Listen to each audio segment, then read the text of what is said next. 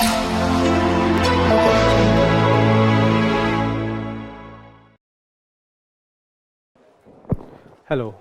Good morning, everyone. We are having a class after, I think, some time. What all we have discussed till now? We're talking about Cholas. We're talking about Sangam dynasty. Right? Thank you.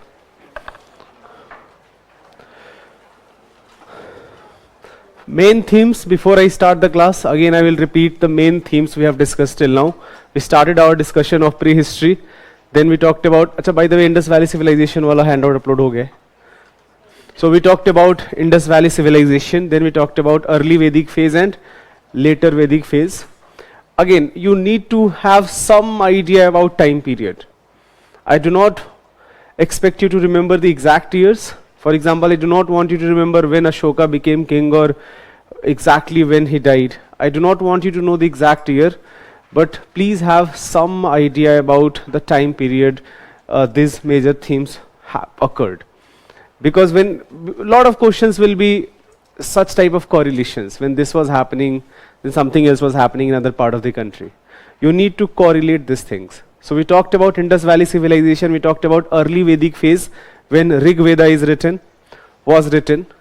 Then we talked about later Vedic phases, when the three more Vedas, Atharva, Sam and Yajur Ved, they were written along with many other texts. Then we talked about rise of Mahajanpadas, emergence of Magad as a great empire. We saw that the first empire which unified India as part of Chandragupta Maurya and later further extended by Ashok. So we talked about Mauryan Empire, Shunga dynasty, Kanva dynasty. So Shunga and Kanva, they ruled only a very small part of the region. This Mauryan Empire remained till at least about, अगर जैसे मुझे roughly एक मुझे अगर year करना हो तो मैं ऐसे याद रख सकता हूँ कि up to 200 BC मान लेते हैं. I do not have to remember the exact year, but just the century will also be quite good. So always try to have some idea about in which time period we are talking about, which time period of history we are talking about. So after that, after Mauryan Empire, we talked about invasions. For example, we talked about Persian invasion and Greek invasion. That happened much earlier, around 500 BC and then 300 BC. But then we talked about 4 more invasions. Indo-Greek rulers, Menander, we talked about Menander, Milind Pano, right? This conversation between Nagasena and Menander. Then we talked about Shakas. Shakas are very important. So Shakas, again, they ruled in 2 branches. One of the branch which is the Indo-Western frontier, हमेशा जहाँ पे रहे, वहाँ पे हमेशा India vulnerable रहे. So Shakas ruled this Indo-Western frontier. But one group of Shakas which are known as Western Satraps, they ruled Gujarat, the region of Gujarat and some region of Madhya Pradesh. Shakas are also contemporary of another kingdom which is Satavahanas. So after Kanva declined, a new empire emerged in the Deccan area of India known as Satavahanas. The most famous king, Gautamiputra Shatkarni, right? Again, time period, thoda sa time period, briefly time period yaad hona chahiye. Then Parthians, not that important, but Parthians, along with Parthians, we now are entering into Christian era. हम BC से अब AD में transition कर रहे हैं. And of course Kushanas, who were one of the richest kingdoms of that time. Kanishk, we talked about Kanishk, right? The reason they were one of the richest kingdoms because they were the middlemen of the entire Silk Route which connected from China to Europe, right? So India was one of the main centers of this entire trade route, with Kanishk as one of the greatest kings of the kingdom. We talked about the gold coins, the quality of gold coins of Kushana kingdom, right? So Shakas, Greeks, Shakas, Parthians, Kushanas. Ye 4, we have talked about this, 4 invasions. Then we talked about, now we have entered into, we talked about megalithic culture, burial practices. How do we know about South India, Southern India? Not from the written record of history, because written record starts from Sangam dynasty, from Sangam age, which again starts around 300 BC and continues till 300 AD. A 600 years of age we are talking about here. And the main description of Sangam age is this description of three kingdoms, Cholas, Cheras and Pandyas. And we also know about these three kingdoms. These three kingdoms existed from Ashokan inscriptions. Ashokan inscriptions do talk about Cholas, Cheras and Pandyas.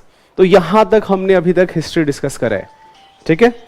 So ये जो है we need to some sort of correlation. अच्छा, so we talked about in real classes, I talked about that whenever we are studying history, we have to study various aspects of history, not the political dynasties and not only the battles which were fought, right? Because of course that is the starting point, and the reason why there is so much focus on political history, there are twofold reasons. First, it is interesting, right? All the battles that were fought, it is interesting. Second reason is that when I use the word history as a discipline versus history as a word, history as a discipline basically means where we have a written record of stuff, right? So generally whenever kings fought battle and they won some important battles, they glorified themselves using their court poets, their architects, that this king won the battle over that king in this area. So we do find a lot of written records of such type of battles, of such type of political victories. That's why political history is always a starting point. But history is not limited to political history. We have to talk about social history, how society was like how society was. For example, who were the ruling class? What is the social differentiation, if there is one? What is the status of woman, right? Then economic history again is very, very important. Like what is this subsistence base? Have people got out of subsistence and now actually they are producing surplus? So surplus will start in agriculture, then it will go into different areas. So what type of, for example, if there is trade, then what are the goods which are being traded? If say for example there are more than different types of occupations, then what are those different types of occupations? If trade is happening, what are the major centers of trade? If cities have emerged, which are these important cities which we need to know about? If we can have some contemporary city associated with those older cities, again that is also very important. So इस तरीके से पढ़ना है, ये पहले भी discuss कर चुका हूँ मैं. एक और थीम यहाँ पे बस I will add, I think I forgot to discuss this in the last time when we were talking about various aspects of history. One very important theme which you need to focus upon is that not some important personalities but who are not kings, but mainly say for example who are artists or who are preachers. For example, think about Buddha और Mahavir, right? ऐसे ही फिर आपको medieval India में बहुत सारे ऐसे preachers मिलेंगे, different philosophies को जिन्होंने propound करा है. So we have to know about important preachers, some spiritual teachers of a particular age. So in which time period they were active in. Again, artists and authors. For example, there may be a person who wrote a great book about dance or great book about music. Who were those people, and again in which time period they were active in? Who patronized them? For example, कोई भी artist जो है generally ancient medieval history की हम बात करेंगे. In fact, even today, artist requires patronage. That some king or some merchant class or some rich class, they are patronized. So patronage basically means that, say for example, rewarding them for their work. Right, जैसे for example king ने बहुत सारे poets रखे हैं अपने kingdom में, अपने court में. Now those poets are as important as say for example his commander in chief. So we need to know about this poets, this writers, this authors, this preachers, any other type of artists, and in which time period they operated in.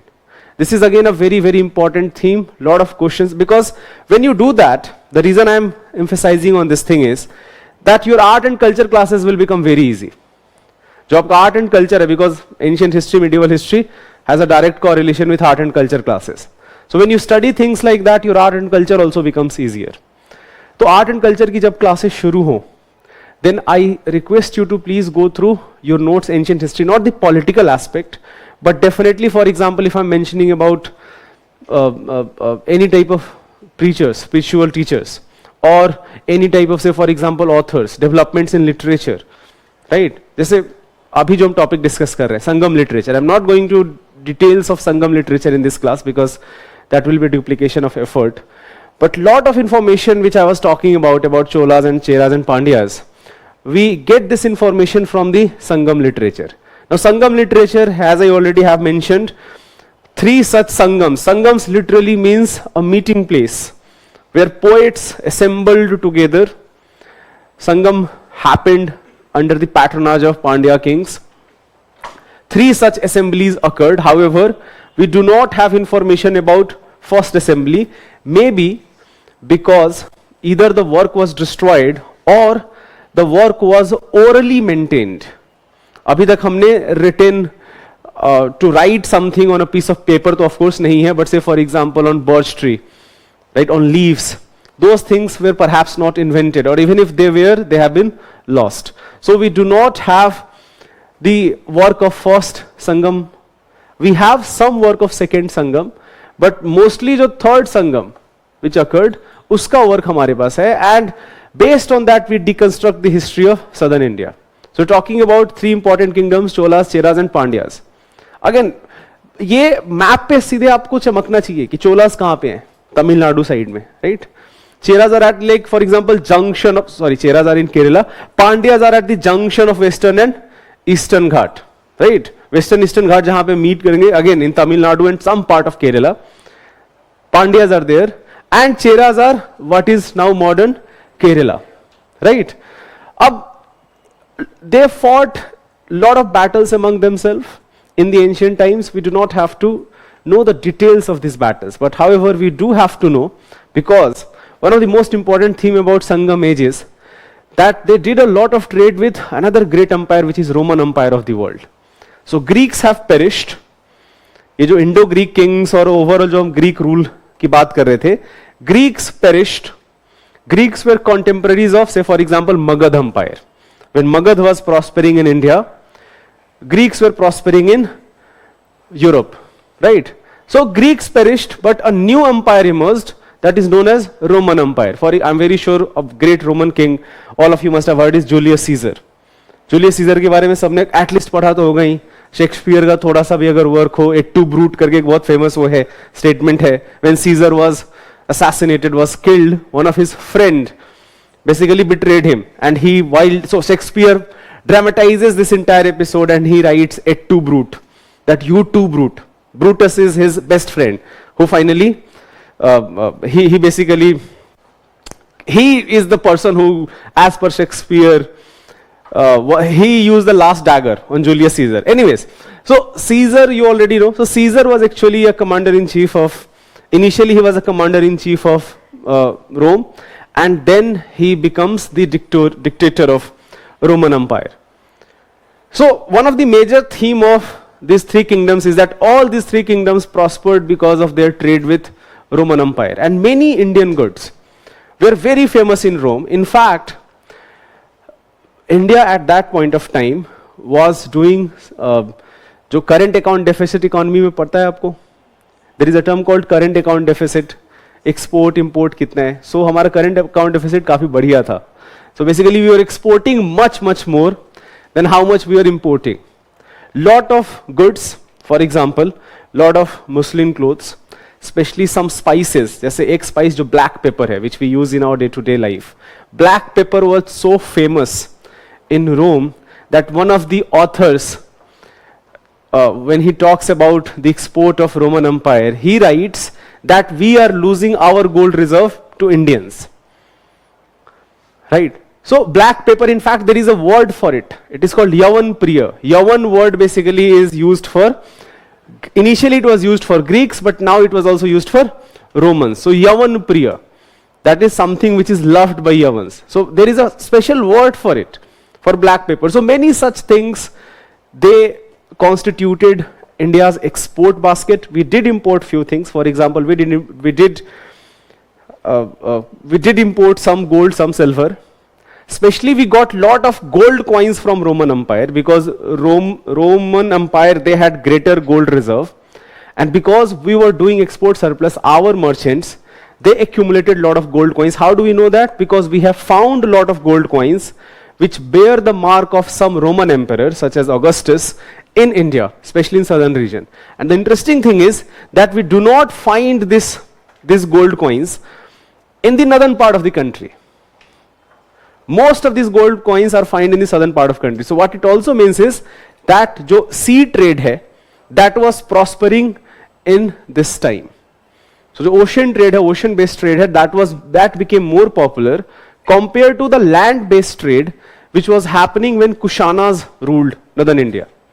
So इसका मतलब ये नहीं है कि land based trade हो नहीं रहा है और maybe land based trade is completely missing. That is not the case. The thing is that ocean based trade was prospering a lot compared to land based trade.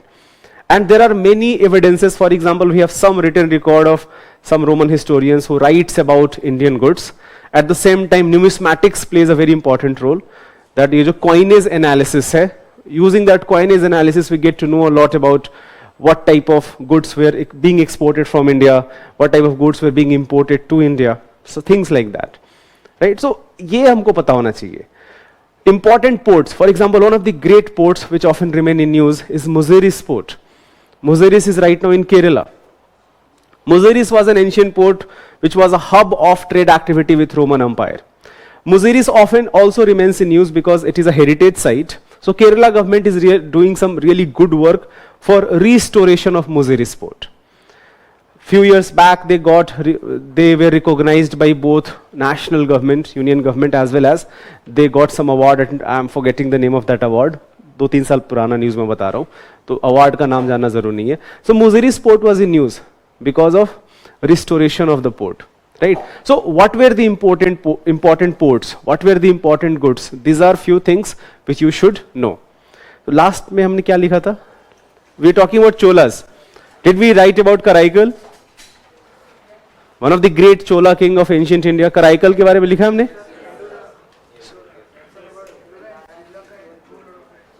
अच्छा, कराईकल के बारे में नहीं लिखा है?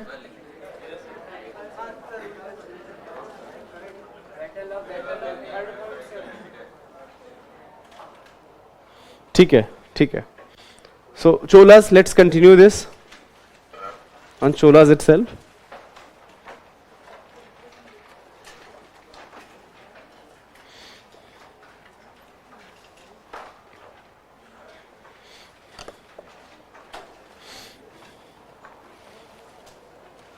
So one of the great kings mentioned, Chola king mentioned, is Karaikal.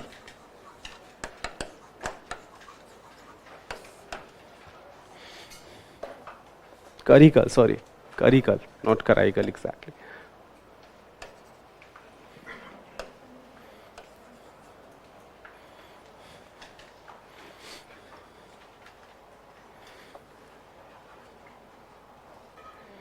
You can write just only few points. For example, he is very famously known for building a dam across Kaveri river. Acha, by the way, this is also very interesting. During Sangam age, one thing which you should know, during Sangam age, one thing is very clear, that the influence of Aryans, and not Aryans who came as in early Vedic phase, Aryans they interacted with local people, a new syncretic culture emerged, some of those elements of indigenous people plus some elements of Aryan culture, a new syncretic culture, and now this culture also goes to, for example, we saw Satvahana. Satvahana claimed themselves to be Brahmins, that they are Brahman rulers. And now we find that Brahmins are also present during Sangam age.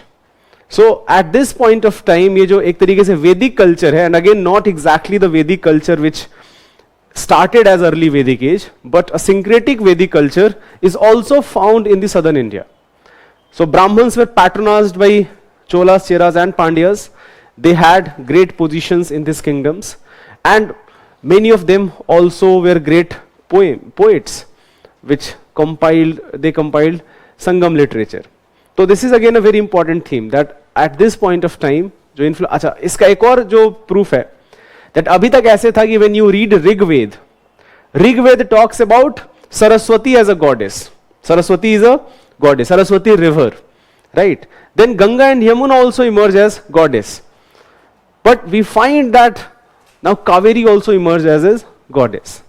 And so does Krishna and Godavari, right? So this influence of this interaction with different people of the country and a syncretic culture with again elements of the older Vedic culture is also found in southern India. Okay, so one more aspect, the social differentiation is Varna system. What about Varna system? Is Varna system also present in southern India during Cholas, Cheras and Pandyas? So yes, it is, but not up to the same extent.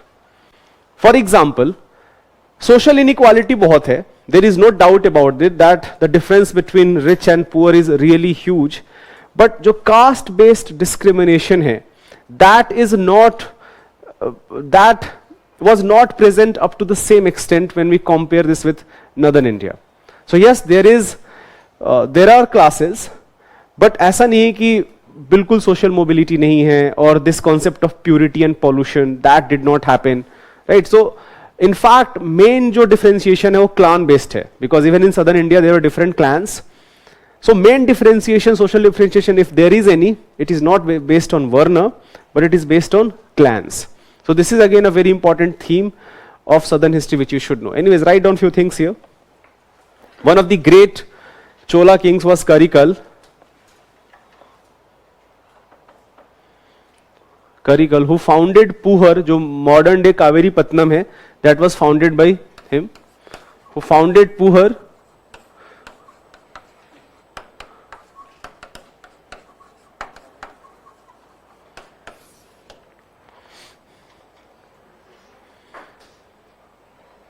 Who founded Puhar. This became a great center of trade and commerce. ये लिख लिया हमने, तो यही तो पूछा था मैंने. ओके, डैम के बारे में लिखा था हमने. He constructed a dam across Kaveri river. So please write down this point. This is again an important point. He constructed a 160-kilometer embankment along the Kaveri river. He constructed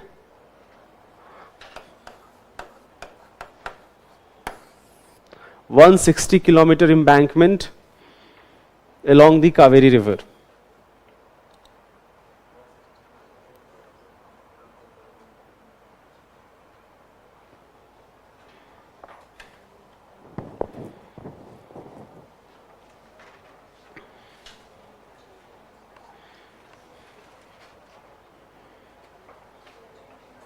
His successors, right down एक point लिख सकते हो.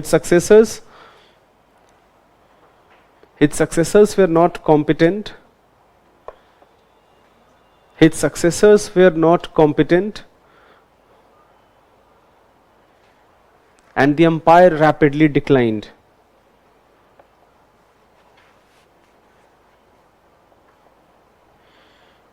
And the empire rapidly declined. From about 4th to 9th century, from about 4th to 9th century, from about 4th to 9th century, Chola only played a marginal role. Cholas only played a marginal role in history of South India. In history of South India.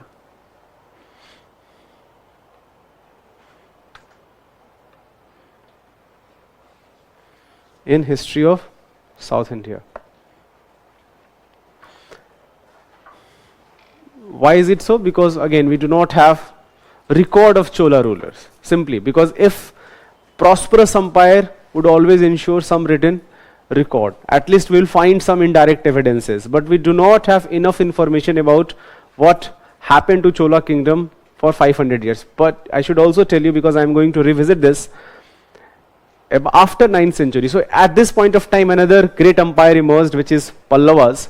And Pallavas were great builders, great temples. अभी भी मिलता है हमको, जैसे UNESCO heritage sites हैं कुछ कुछ जो Pallava architecture. So Pallava became more powerful from 5th, 6th century onwards. But I am going to revisit Cholas from 10th century onwards. Some of the great kings of India, especially two names I am going to focus upon, Rajendra Chola and Rajya Raja Chola.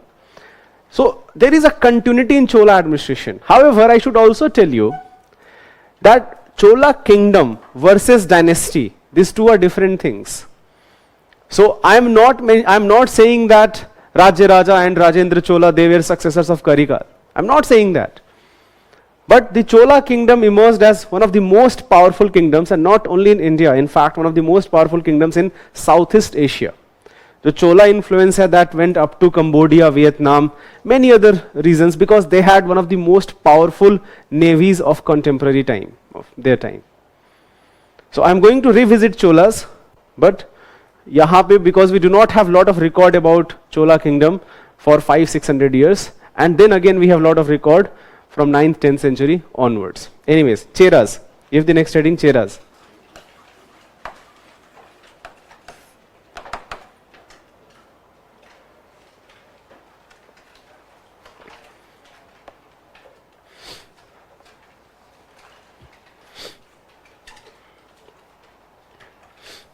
It mainly, the Chera kingdom, write down, the Chera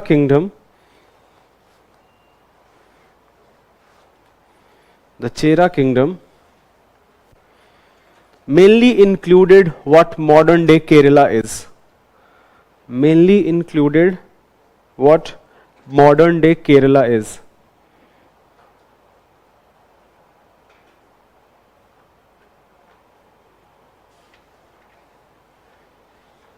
Modern day Kerala is. It was a prosperous kingdom. It was a prosperous kingdom. It was a prosperous kingdom which had surplus trade with Roman Empire. Which had surplus trade with Roman Empire.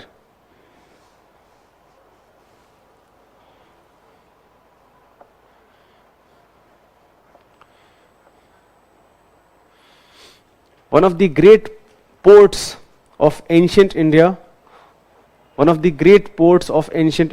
Muziris. ये अभी कोचिन के पास है, केरला में. One of the great ports of ancient India was Muziris.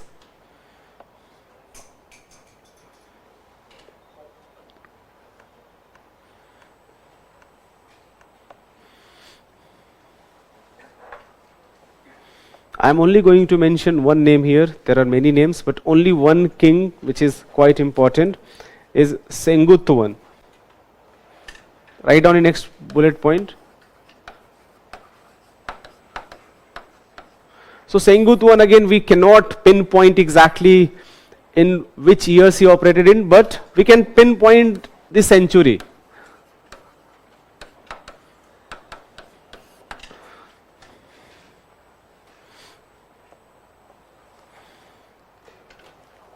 He was one of the greatest Chera kings.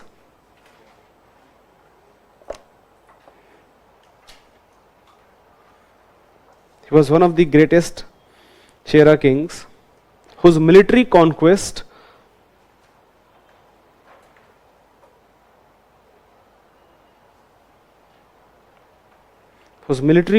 is also mentioned in Silappatikaram.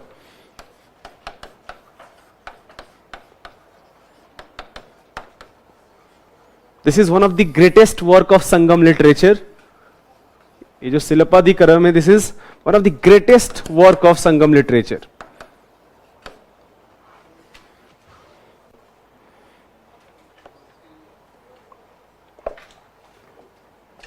It is also said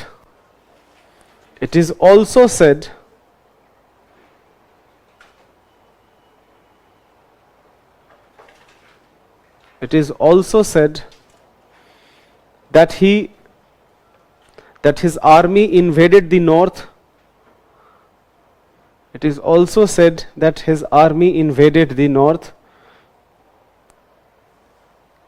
and crossed the river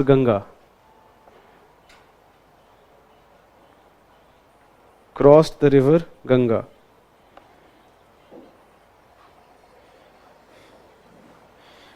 And last but not the least, Pandyas.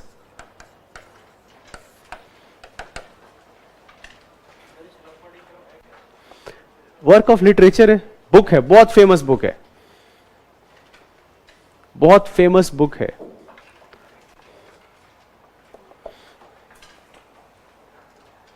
The Pandyan territory, write down bullet points. The Pandyan territory was mentioned by Megasthenes. Who was Megasthenes? Talked about Megasthenes? Yes. He was ambassador of Seleucus to the court of Chandragupta Maurya. The Pandyas are mentioned by Megasthenes. He refers to this kingdom as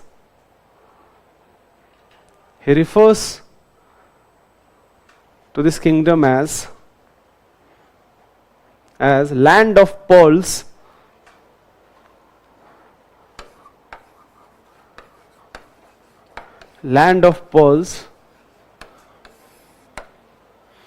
which was ruled by a woman. Which was ruled by a woman. So again, we do not have the confirmation of this, but Megasthenes writes, so maybe there is maybe society, I will not use the word matriarchal, but definitely the status of woman is much, much better. A female ruler suggests that, right? So Megasthenes writes that this kingdom was ruled by a female ruler. Very few, बहुत ही कम ऐसे cases हैं from ancient and medieval India where female rulers were present. So this is one of those examples.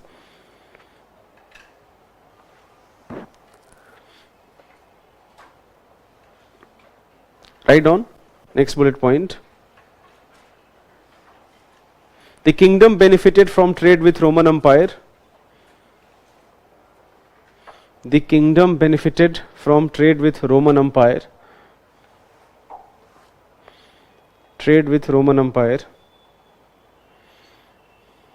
And even sent embassies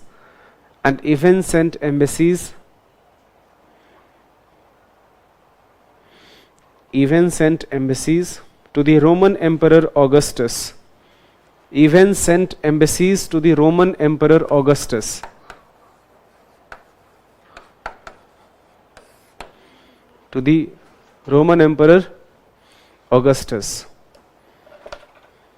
And yes, he is the person after which the month August is named after. So the Roman Emperor Augustus.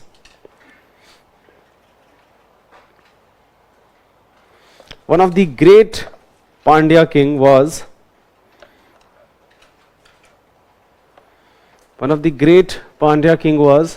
Nendu Jelian.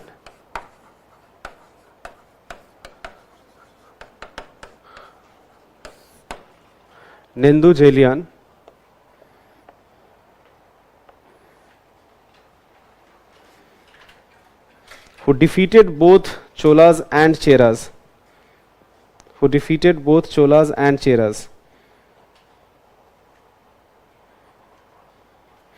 Again, he was active in around 2nd century BC.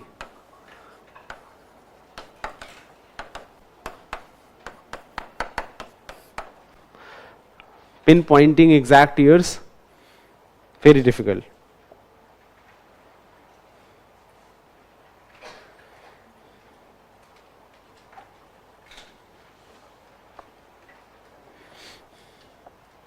देखो जो details of Sangam literature है, because I know that details of Sangam literature will be discussed as part of your art and culture classes, so it doesn't make sense to discuss it here. What I should tell you that जो भी हम sources of ancient history of South India जब हम पढ़ते हैं, तो वहाँ पे Sangam literature plays the most important role, and it is now verified from other sources. For example, the archaeological sources from Rome or the writings of Roman historians.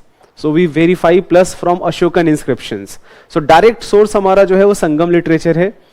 This is when we study history, we often do not focus upon this thing, but this is again very important. That if you are saying something, then what is the source? For example, when you say that something happened, right? तो ancient history में तो हमेशा है कि सबसे बड़ा complication ये होगा कि पहले आप खाली ये बता दो कि what happened exactly. That in itself is quite a difficult task to do. Generally, what happens is that in history we do pass judgments, right? We do pass judgments. We talk about a great king or a terrible king, right? So we do pass judgment to personalities. But before passing the judgment, we need enough information, right? So lot of times we use various sources. I will keep using this. We do not use, for example, हो सकता है कि एक source में कुछ काम का चीज हमको मिले. There will be something which is of value. But we also need to be very conscious of this fact that lot of these written works which we find, those written works were patronized by kings. So they often may have glorified or exaggerated whatever they achieved in their real life. Lot of times certain supernatural elements are mentioned just to showcase the power of king. So we have to be very careful when we are writing history. Again, not history as a word, but history as a discipline. These two are different things. So जब भी हम deconstruct करते हैं history, we do not use one source. अगर कुछ भी नहीं है तो फिर तो एक ही use करना पड़ेगा. But we try to verify from different sources. For example, I talked about in the first class that even Mahabharata and Ramayana are used as a source of history. Not the story of Mahabharata and Ramayana, not the kingdoms or dynasties maybe. We can, for example, we have other sources which are more reliable, but definitely how society was like, right? ये जो social history है, या what type of work was happening. For example, Mahabharata will talk about different type of economic activities. So for such things we can use Mahabharata and Ramayana as a source. Even Puranas are also used as source, which are mythological stories. But Puranas are also used as a source. For example, Satvahanas are called Andhriputras in Puranas. So we use Puranas also as a source. Even Dharmshutras are also used as a source. And I will tell you how Dharmshutras, which is a work of morality, like how people should behave. Dharmshutras is not some description of political dynasty or anything like that. It is actually a code of conduct that how people should behave. But even Dharmshutras are used as to deconstruct history. A very simple example is which I am going to talk about in today's class. We will talk about Gupta Empire today. जो Gupta Empire है, one of the most famous theories that Guptas were Vaishya. They were not Kshatriyas, they were not Brahmins, they were Vaishya. How do we know that? We find a clue in Dharmshutras. Because Dharmshutra talks about different titles for different varnas.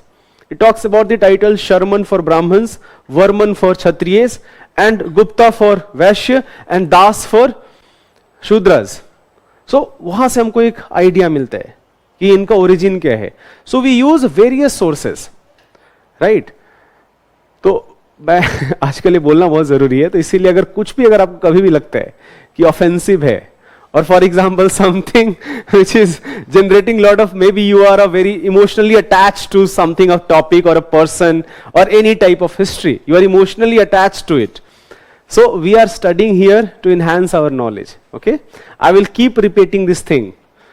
This is very important these days, right? So I will keep repeating this thing, that we need to challenge our intellectual position.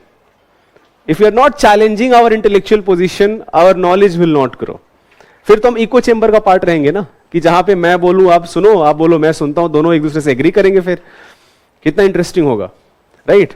So let's not be part of echo chambers, let's push each other, right? For example, you may feel, जैसे बहुत सारे batches में ऐसे हुआ है कि few students have who for example who have history as an optional, they will give you an alternative point of view and you will realize ki something you did not know, right? So you learn from students, right? So but the important thing is that we should be willing to accept opposing point of views, no matter how much it infuriates you or how much it goes against your existing beliefs, and those beliefs may be very important for you. Okay, anyways, give the next heading, the economy in Sangam age.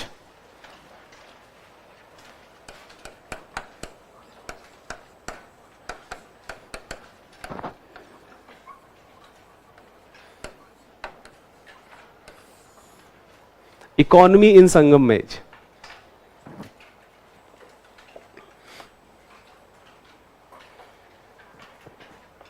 Write down in bullet points. Agriculture was the main occupation. Agriculture was the main occupation. Agriculture was the main occupation, with main crops being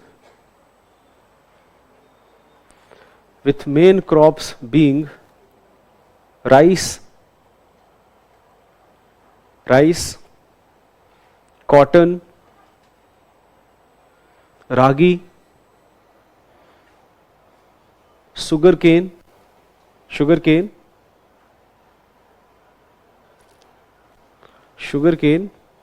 pepper,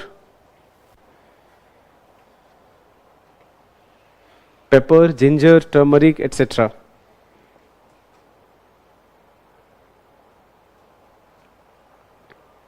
Pepper, ginger, turmeric, etc. Other economic activities such as spinning, weaving,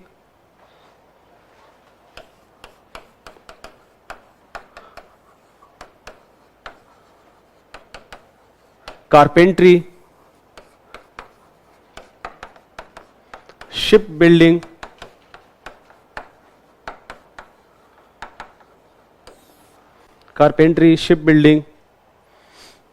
handicrafts were also practiced.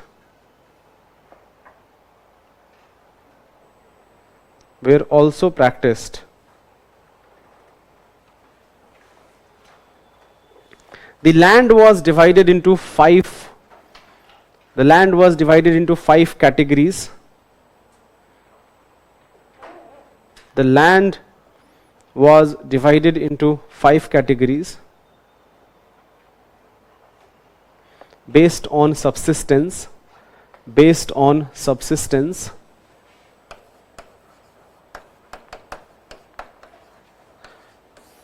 I do not want you to know features of all this 5 category, but you should know the names. ये भी UPSC का एक बड़ा ही घटिया question होता है कि they will use some word, random word from any textbook, and they will ask you कि ये term का क्या meaning है. They will say that this term, seen in the context of ancient or medieval history, what does it mean? And it's not that they have picked this word from R.S. Sharma. The good thing is, ये यहाँ पे मैं thumb rule बता देता हूँ. इसका मतलब ये नहीं कि 50 बुक पढ़ना शुरू कर दो. जितना आर.एस. शर्मा से हो सकता है उतना ही करना है. जो नहीं हो सकता है नहीं करना है, because there will be maximum 4 to 5 questions. उसमें से 2-3 क्वेश्चन आर.एस. शर्मा से हो जाएंगे, 1-2 क्वेश्चन नहीं होंगे, बट वो 1-2 क्वेश्चन के चक्कर में पढ़ना भी नहीं है. फिर we have to leave such questions. No one is going to attempt, there are people who attempt 100 questions, but you do not have to. A question where you cannot eliminate any option, you simply do not have to. So I request you to please go and see the past year questions of ancient history. You will realize what I am saying. They will throw a random word picked up from a book written by Irfan Habib or Romila Thapar, and you are supposed to know the meaning of that word. So we do not have to do that. Whatever is mentioned, so for example, lot of these important words are mentioned in R.A. Sharma also, right? In Satish Chandra book also of medieval India. इतने पे हमको limit करना है. We do not have to go through many sources because पता नहीं question कहाँ से आया है. They can pick anything. They have hundreds of books were written on ancient and medieval history. कोई भी examiner कोई भी book पढ़ रहा होगा वहाँ पे क्वेश्चन बना लेगा. तो हमको इतना टाइम वेस्ट नहीं करना है. Anyways, so 5 lands, division of 5 lands. The first is Kurinji.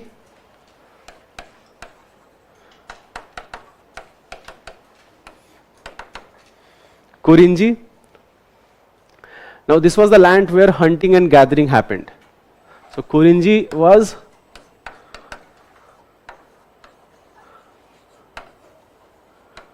for hunting and gathering. Mullai, second is Mullai. Mullai was pastoral land, mainly for animal husbandry. So this was pastoral land.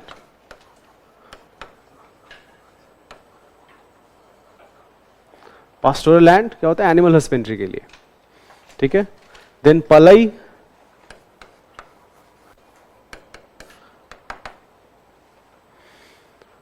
No, Palai was land which was not fertile. So this was infertile land.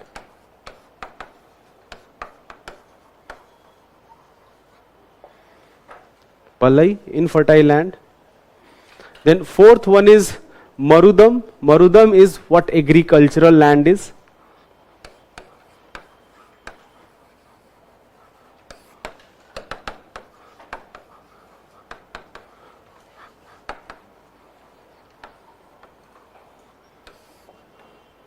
Marudam. And finally Neetal.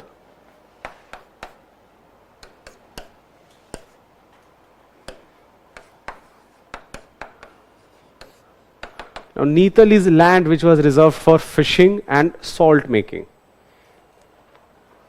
So coastal land. Neetal is basically coastal land.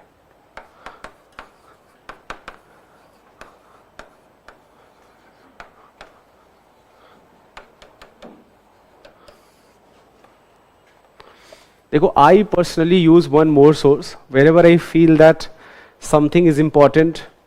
So I also refer a source. I'm not asking you to read this book unless you have a history as an optional. Upinder Singh, daughter of Manmohan Singh, our former Prime Minister. She is a great historian from Delhi University. She has written a fantastic book called Ancient and Medieval India. Right, वो काफी मोटी किताब है, so वो हमको नहीं पढ़ने की जरूरत है for prelims examination.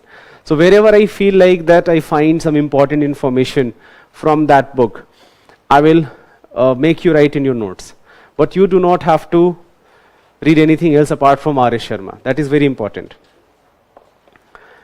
Write down in next bullet point. Both inland and foreign trade was well established. Both inland and foreign trade was well established.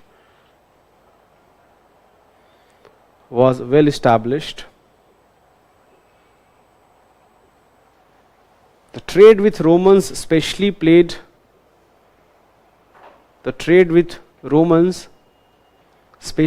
an important role in prosperity of the three kingdoms.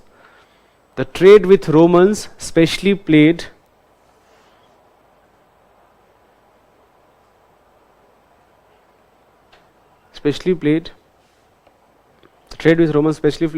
an important role in the prosperity of these three kingdoms.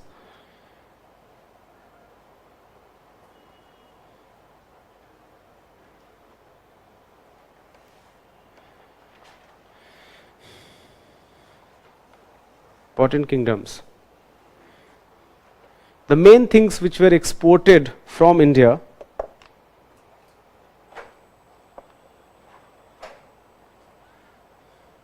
the main objects which were exported from India were spices,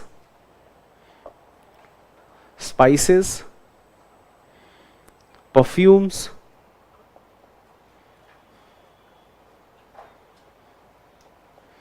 fine textiles which is called muslin clothes,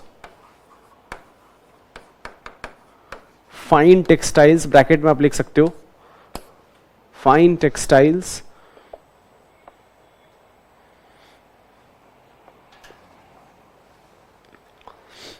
semi-precious stones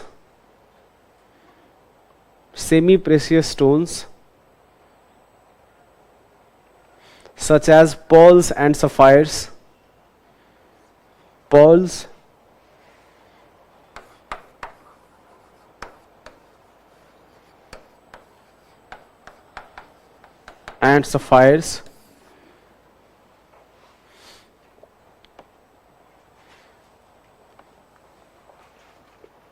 In fact, black pepper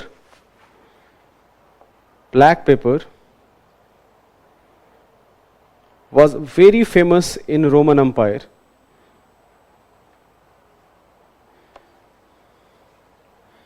Very famous in Roman Empire.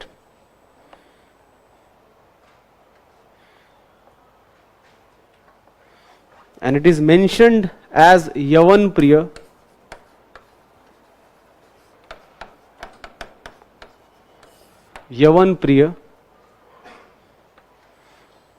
In Sangam texts.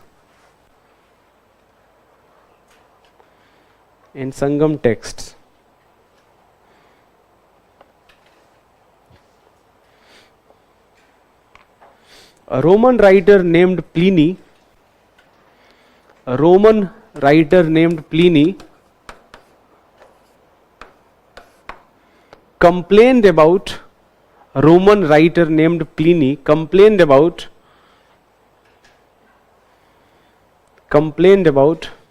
drain of gold from Roman Empire,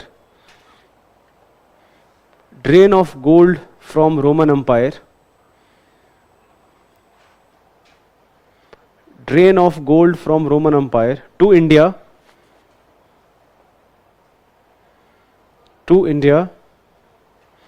in his book named Natural History. Natural, of course, it is written in Latin, but उसका translation जो है, in his book named Natural History.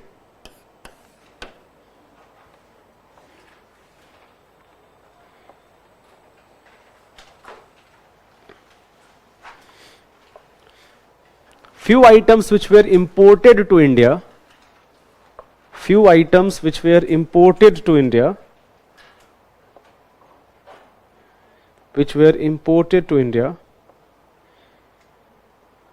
were gold, silver, lead, corals and slave girls.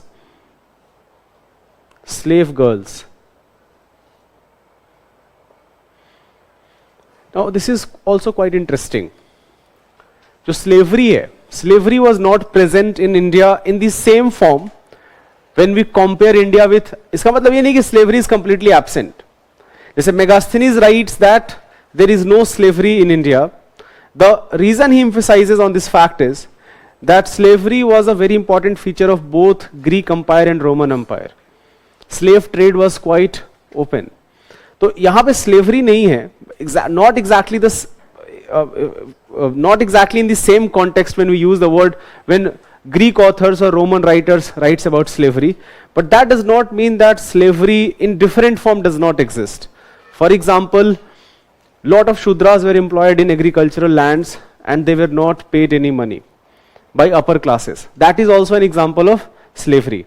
So slave trade on a larger scale was not present, but the word slavery which we use in modern context was definitely present even in India, but not in the same way or the extent which was present in as part of Greek Empire and Roman Empire. So maybe few merchants, for example, we had a trade, so even slave girls which were brought from Roman Empire to India, they are mentioned in ancient texts. So this is again quite an interesting theme. Write down next bullet point. Many important ports and cities emerged.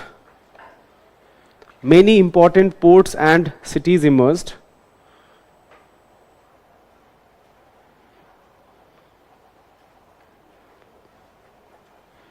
Cities emerged.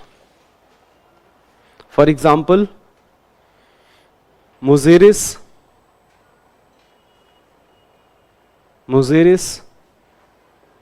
Madurai.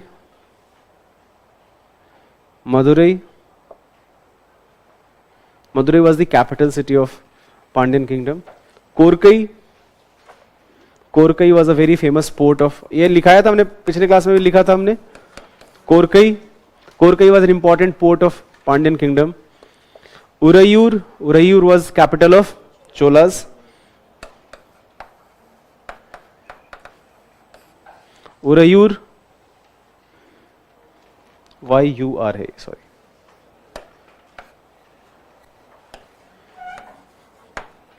Urayur, Kaveripatnam, या Puhar लिख लो आप, right? Puhar. Kaveripatnam is the modern name. Puhar.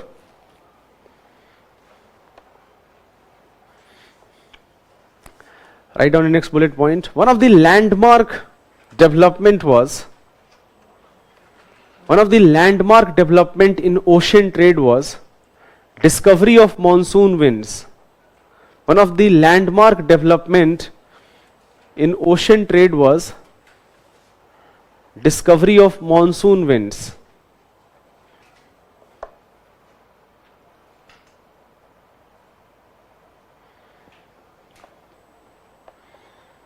Discovery of monsoon winds. बिल्कुल नहीं कर सकते. Tanya is saying, can this slave trade be compared to that of Africans by Europeans? Not at all.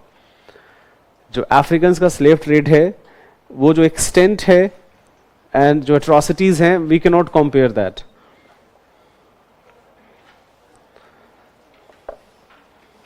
क्या लिखा था? Sorry, what was the point? हाँ, monsoon wind. Yeah. This further increased. This further increased trade with India.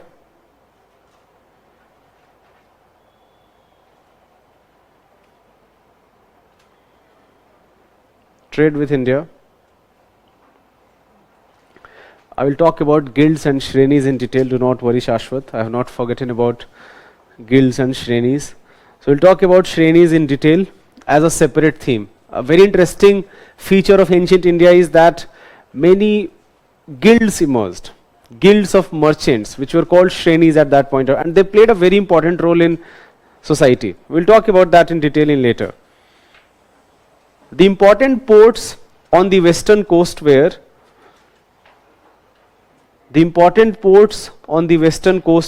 Muziris, Sopara and Kalyan. Few names I am adding here. Muziris, Sopara and Kalyan.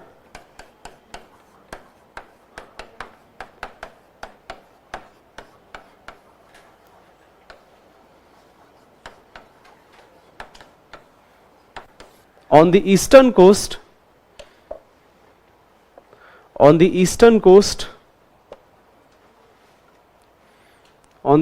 coast, Tamralipti,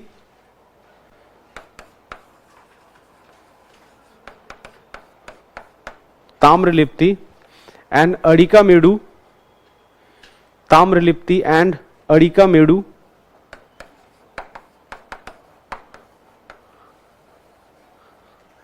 Were important ports. Tamralipti is in West Bengal. Adika Medu is in Tamil Nadu.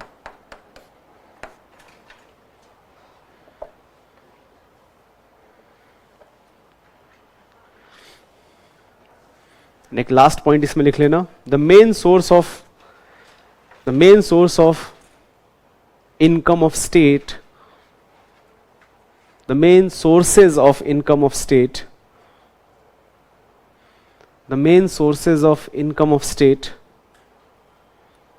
were land revenue,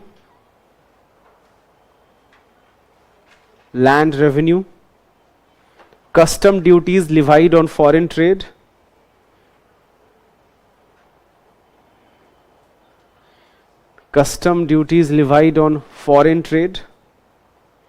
and spoils of war.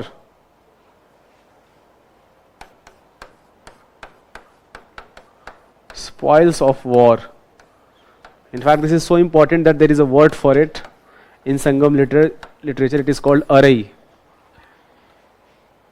Spoils of war क्या होता है, कोई बताएगा? लूट के distribute करना, right? So it literally means society in Sangam age. Give the next heading, society in Sangam age.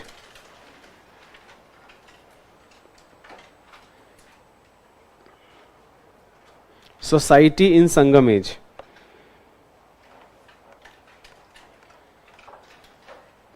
Write down in bullet points. The concept of Varna was known.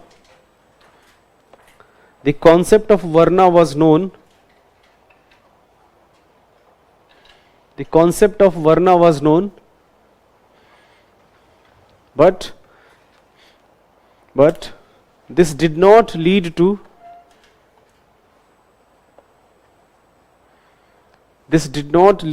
acute social distinctions.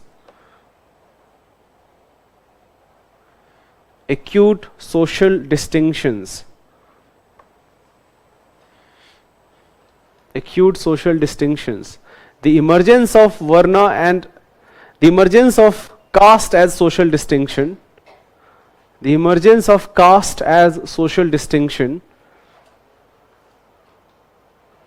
The emergence of caste as social distinction emerged much later in South India.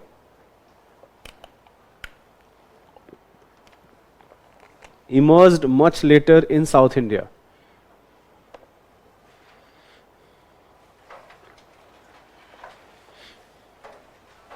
The ruling caste, the ruling class, not caste, the ruling class was called the Arasar,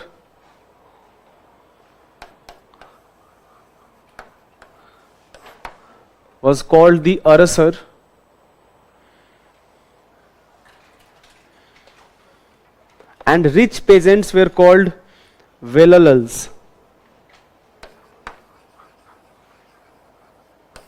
Rich peasants were called Velalals.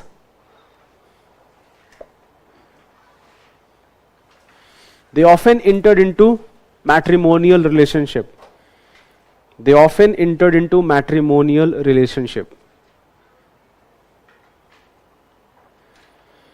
They often entered into matrimonial relationship.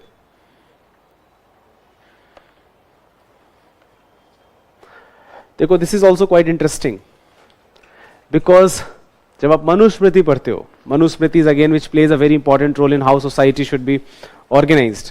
When you study Manusmriti, it talks about different types of marriages. For example, few types of marriages are forbidden. For example, a girl from higher caste being married to a lower caste, girl from higher varna being married to lower varna. Such type of marriages are forbidden. But the opposite is not accepted, but at the same time it is also not forbidden. So ideally the central idea is that varna, same varna, exogamy, gotra mein exogamy hoga, different gotra, but same varna mein. And then it becomes later as part of caste. So varna system, 4 varnas, and even among these varnas different castes emerged. For example, even in Kshatriya class, or even in Vaishya class, or even in Brahmins, there are so many different, there are many types of Brahmins. Right? Just for example, all these words, Divedi and Chaturvedi, these have different meanings. A person who knows 2 Vedas, Divedi, Chaturvedi, a person who knows 4 Vedas. Right? So even in Brahmins, we find distinctions. So different caste and ये मैंने first class में बताया था.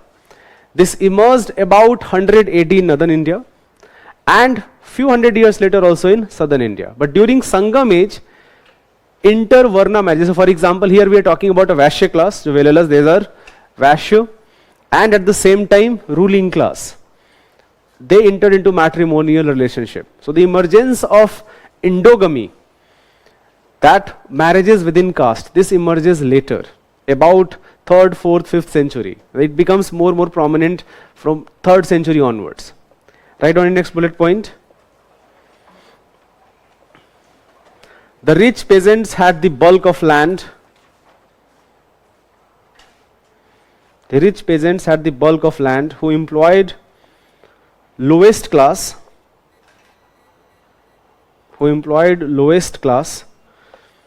called Kadaisiyar.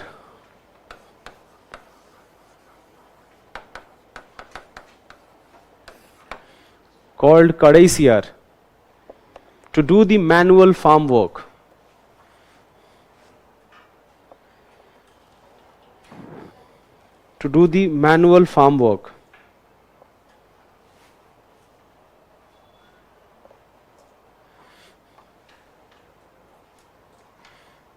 The most relevant social differentiation, the most relevant social stratification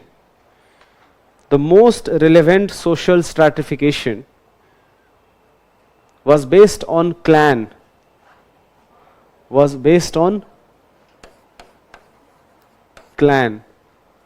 which was called Kuti,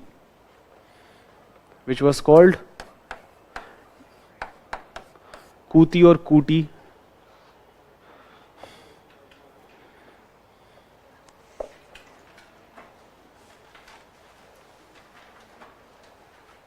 The society was very unequal. in the Sangam age,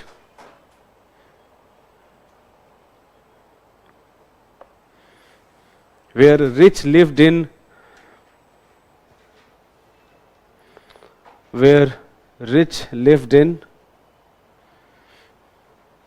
brick houses, houses made of brick, while poor lived in mud houses.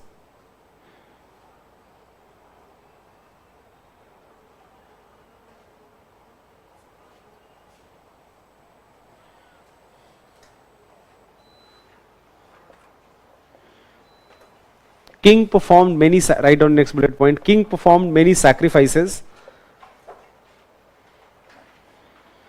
King performed many Vedic sacrifices.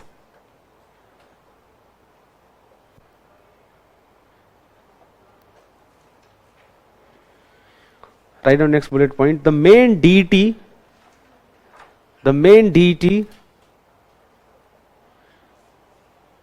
was Murugan. The main deity, even today you will find Murugan, the god Murugan in Tamil Nadu. The main deity was Murugan, who was also called Subramanya.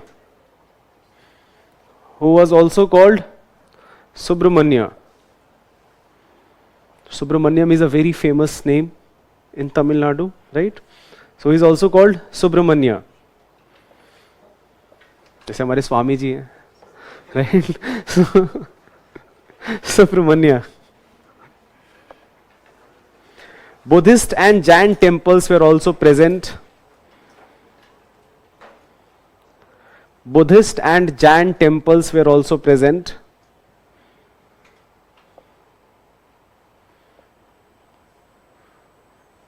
And the worship of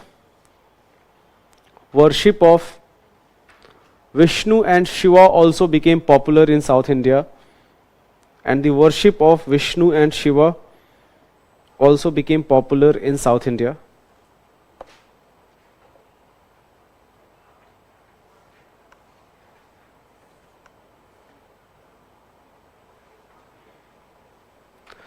And last एक point लिख लेना, women were educated. Women were educated. As many poets of Sangam assembly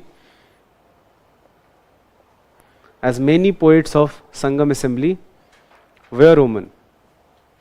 In fact, as high as about 75 poets. You do not have to remember the exact figure, but the fact that such a high number of poets, women poets, became part of Sangam assembly tells you the nature of society. That education of women was also emphasized upon. So these are some of the outstanding features of Sangam age which you should know. However, I must tell you that this entire description of Sangam age is not complete without details of Sangam literature. Sangam literature, how it is divided, what type of work different literature represents, but that will be discussed in art and culture classes. तो ये जो चीज अभी हमने करा है, जब art and culture हो तो उसको दोबारा से एक बार रिवाइज कर लेना. Let's take a break here. After the break we will again shift our focus to what is now happening in northern India. 500 years later, Mauryan Empire.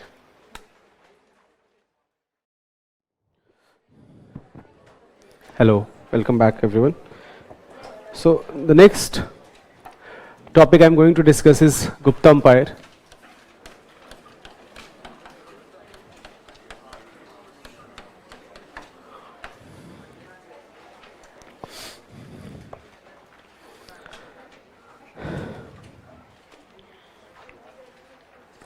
So Gupta Empire है, this is, I'm very sure all of you already know that it is called Golden Age of Ancient History, Ancient India. I hope ये बहुत famous एक term हम use करते हैं, that this was the golden period of ancient India. But we should be very clear when we use the word golden period. Why is it called golden period? So it is not called because it was the most prosperous kingdom.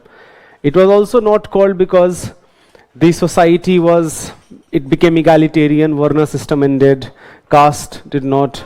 In fact, Varna system further strengthened the concept of caste, and ये जो पूरा concept है कि caste as a marker of social identity, that actually became strengthened during Gupta Empire. When we say that Gupta period was golden period of ancient India, we mainly talk in terms of art and culture, literature, science and technology. It was a prosperous kingdom. It was a large kingdom, but not as large as Mauryan Empire, right? So even though almost they ruled over the entire North India, and Samudragupta, who is considered as the greatest ruler or greatest conqueror of Gupta Empire. So Samudragupta defeated many southern kingdoms also, but he never established his rule in this part of the country. So if you look at the Gupta Empire, in fact, let me show you the map of Gupta Empire, what it looked like. Just a second. So even though they ruled over, in fact, they ruled the entire northern India. Even in southern India, they had many victories. But their main power of center was Bihar and UP. So Magad, not Magad per se, Magad Empire is not there, but Patliputra is still the capital of Gupta Empire. So Patliputra remained the capital of Gupta Empire. However, during the period of Samudragupta and Chandragupta II especially, UP becomes more important, Malwa region becomes more important, and another very important capital emerged, which is Ujjain. And I'm going to, when we talk about Harshvardhan, and you'll realize that ये जो पूरा मध्य प्रदेश का region है, how that becomes like struggle of power over many kingdoms, and that became the main center of ancient history. We will discuss that as part of our next theme in ancient history. But in today's class, we are going to talk about mainly about Gupta Empire. So when we say that it is golden period, we say because developments in terms of literature, for example, all of you must have heard about Kalidas, right? अब बहुत बार ऐसे है कि हम history, जब भी historical writing होता है, we pick up some words from European historians. I have always told you that there is a Eurocentrism in history writing. Have I told you this? There is a Eurocentrism in history writing. अब जैसे for example, you find that Samudragupta is called Napoleon of India. That doesn't make any sense. Samudragupta lived thousands of years ago before Napoleon. Or Kalidas is called Shakespeare of India. Again, it doesn't make any sense. So Kalidas himself, his literary and his poems and dramas, they are so great that we do not need to compare Kalidas with any other writers, and especially those writers, those authors who came much later than him. But these terms become very popular because, again, Eurocentrism. The European writers, and they have a much bigger audience and they have a much bigger influence on the writing of history. Or for example, when we say that Kautilya is Kautilya को हम compare करते हैं जो बाद के administrators हैं उनसे, doesn't make any sense. Kautilya lived in before Christ era. So the reason, so one of the, Kalidas is again a great name, but there are many more names. For example, Panchatantra की कहानियां पढ़ी आप लोगों ने, Vishnu Sharma, and he wrote Panchatantra, right? So Panchatantra जो है, that was again that was compiled in Gupta age. Have you heard about Varahamir, right? So Varahamir, he was again a great astronomer and astrologer. He wrote book about geometry, about planetary movement. That was again compiled during Gupta age. So many great authors lived during Gupta age and wrote great books. Those books we still read today, in today's time. So in terms of literature, again in terms of art and culture also. For example, in terms of dance forms, Natya Shastra was compiled during Gupta age. In terms of many temples, जो हम northern style, जैसे art and culture में आपको पढ़ाया जाएगा कि एक जो northern architectural style है, which is called Nagar style. जैसे there are three main styles of temple architecture you are going to study, Nagar, Dravid and Vesara style. तो जो Nagar style of temple architecture है, that starts during Gupta age. Temples on a heightened platform, right? बहुत सारे जो temples अभी भी मिलते हैं हमको. Panchayatan style of temple architecture, where you will find that there are 4 minor deities, but in the center there is a major deity. Panchayatan style of architecture, that again starts in later Gupta age. So in art and architecture, in culture, in literature, in science and technology, the development was unparalleled, and because of that we use the term golden age of ancient India. But at the same time, so this is also quite interesting, because often what happens is that we should be proud of our ancient heritage, of our ancient civilization, right? But not everything was golden. This is also very important to understand that, for example, when we talk about society, the society became जो social differentiation है, जो social stratification है, that became जो markers of social differentiation है, they were further strengthened. The status of Shudras, that further declined. The status of women, that further declined. So on those parameters, if you say, we cannot use the word golden age. So we should be very clear when we say golden age of ancient India. And it is also not because it is the most, perhaps Kushanas were more prosperous than Gupta Empire.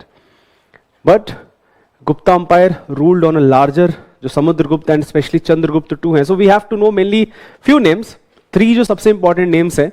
Chandragupta I, and I should also tell you, a lot of people feel that Gupta dynasty started with Chandragupta I, which is not correct, right? So Gupta dynasty did not start with Chandragupta I, but however, जो Gupta Empire है, the empire जब हम पढ़ते हैं, Gupta Empire and emergence of Gupta Empire as a powerful empire, that starts with Chandragupta I. It was actually grandfather of Chandragupta I who started Gupta dynasty. Maybe they were feudatories of Kushanas. How do we know that? Because Kushana Empire ended in India about 230 AD. We have now entered into AD. Kushana Empire ended about 230 AD, and there is a very small time gap, and Gupta emerged as the next strong empire. So there is a theory that maybe they were feudatories of Kushanas, and later when Kushanas declined, they started consolidating their own power. The other theory which I already have told you, that maybe they were Vaishya. They were one of the richer merchant classes. They were Vaishya. Why do we say that? Because of the name Gupt itself. Sharman for Brahmins, Varman for Kshatriyas, Gupt for Vaishya, and Das for Shudras. That is mentioned in Dharma Sutras. Right?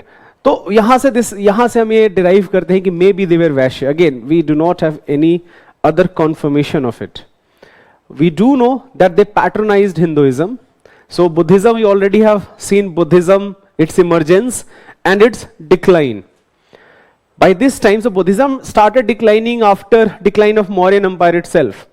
जो अशोका के successors थे, plus especially when Shungs and Kanva, both were Brahmins, when they became powerful empires in Magad, they did not, ऐसा नहीं है कि they rejected Buddhism, but they did not patronize Buddhism per se. In fact, there is an allegation, which is again not proven, that Pushyamitra Shung, who actually killed the last Mauryan king and became ruler of Magad Empire, he destroyed Buddhist stupas. Again, this is a theory, इसका कोई experimental, कोई ऐसे evidence नहीं है. Some historians feel that it may have occurred.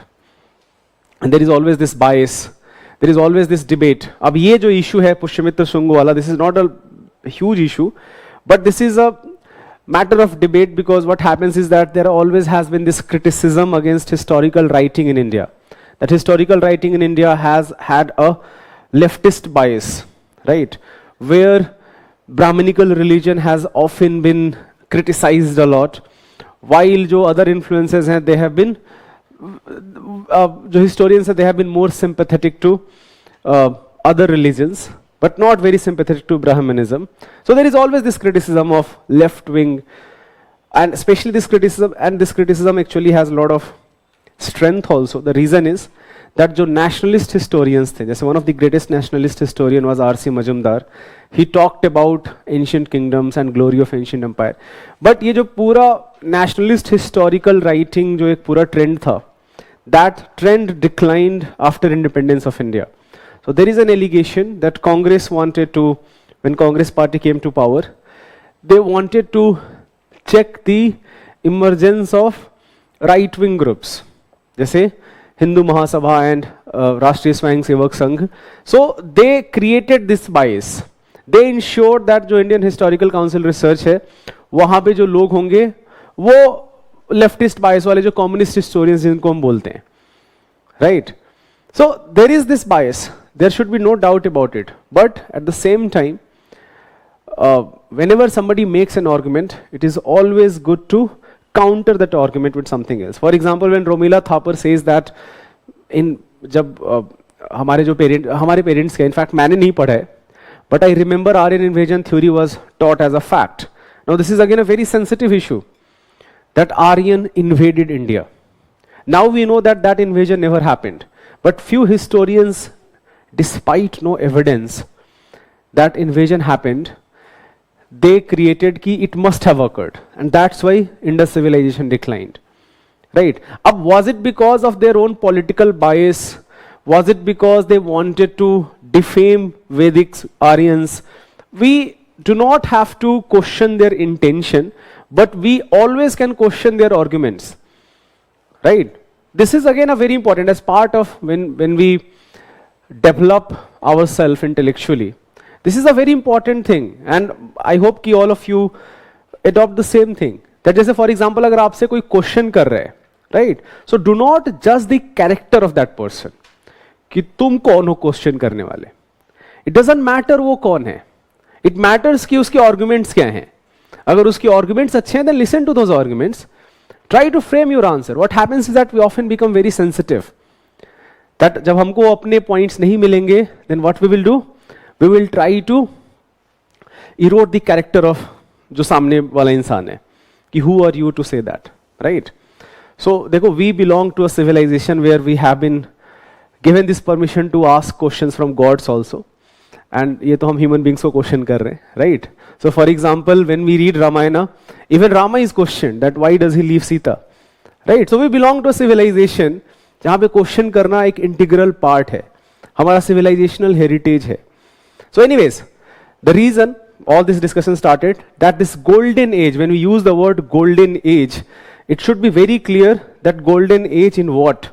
Golden age in art and culture, golden age in literature, golden age in science and technology, but not so in society, right? And even we cannot say that it is as prosperous as Mauryan or even as prosperous as Kushana Empire. So just write down few things here.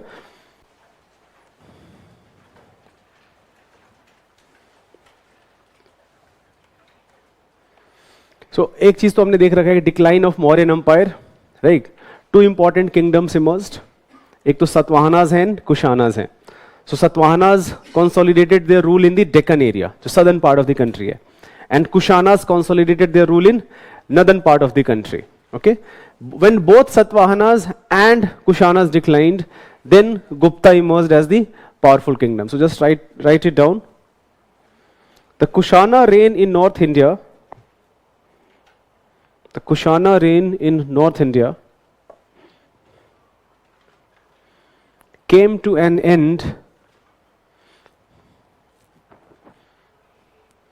Came to an end around 230 AD. Around 230 AD. And Gupta dynasty was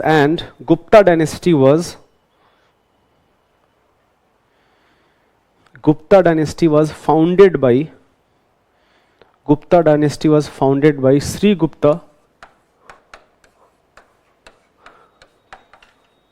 Sri Gupta in about 240 AD. In about 240 AD. So जो इतना कम limited time frame है, there is a reason why Guptas, there is a historical argument that they are feudatories of Kushanas themselves. Acha, by the way, even after Kushana, there is another dynasty, a very, very small dynasty, which is called Murundas. Murundas ruled for 25-30 years. We do not have to know the details of Murundas. But they did not continue for very long. And then Gupta emerges as the next powerful empire. In fact, आप लिख सकते हो, after decline of Kushanas, after decline of Kushana, a dynasty called Murundas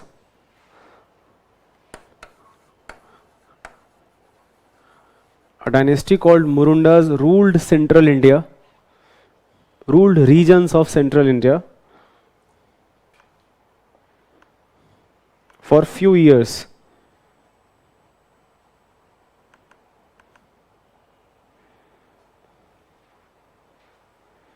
for few years.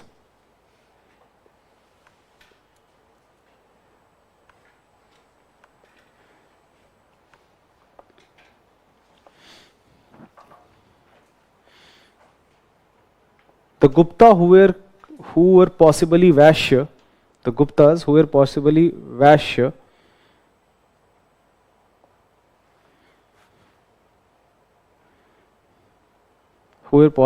Vaishya,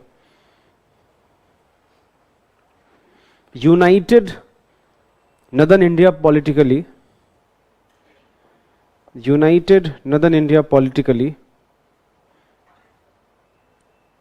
for more than a century. For more than a century.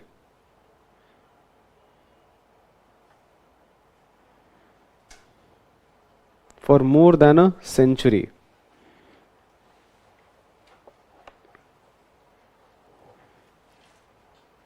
Their original kingdom comprised of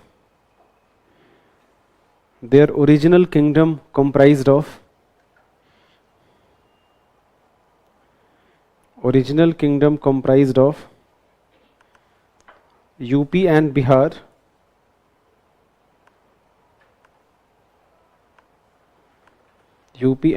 However, later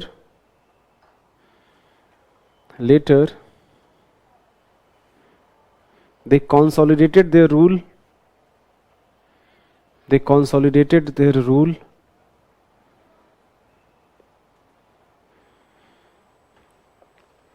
in entire northern India,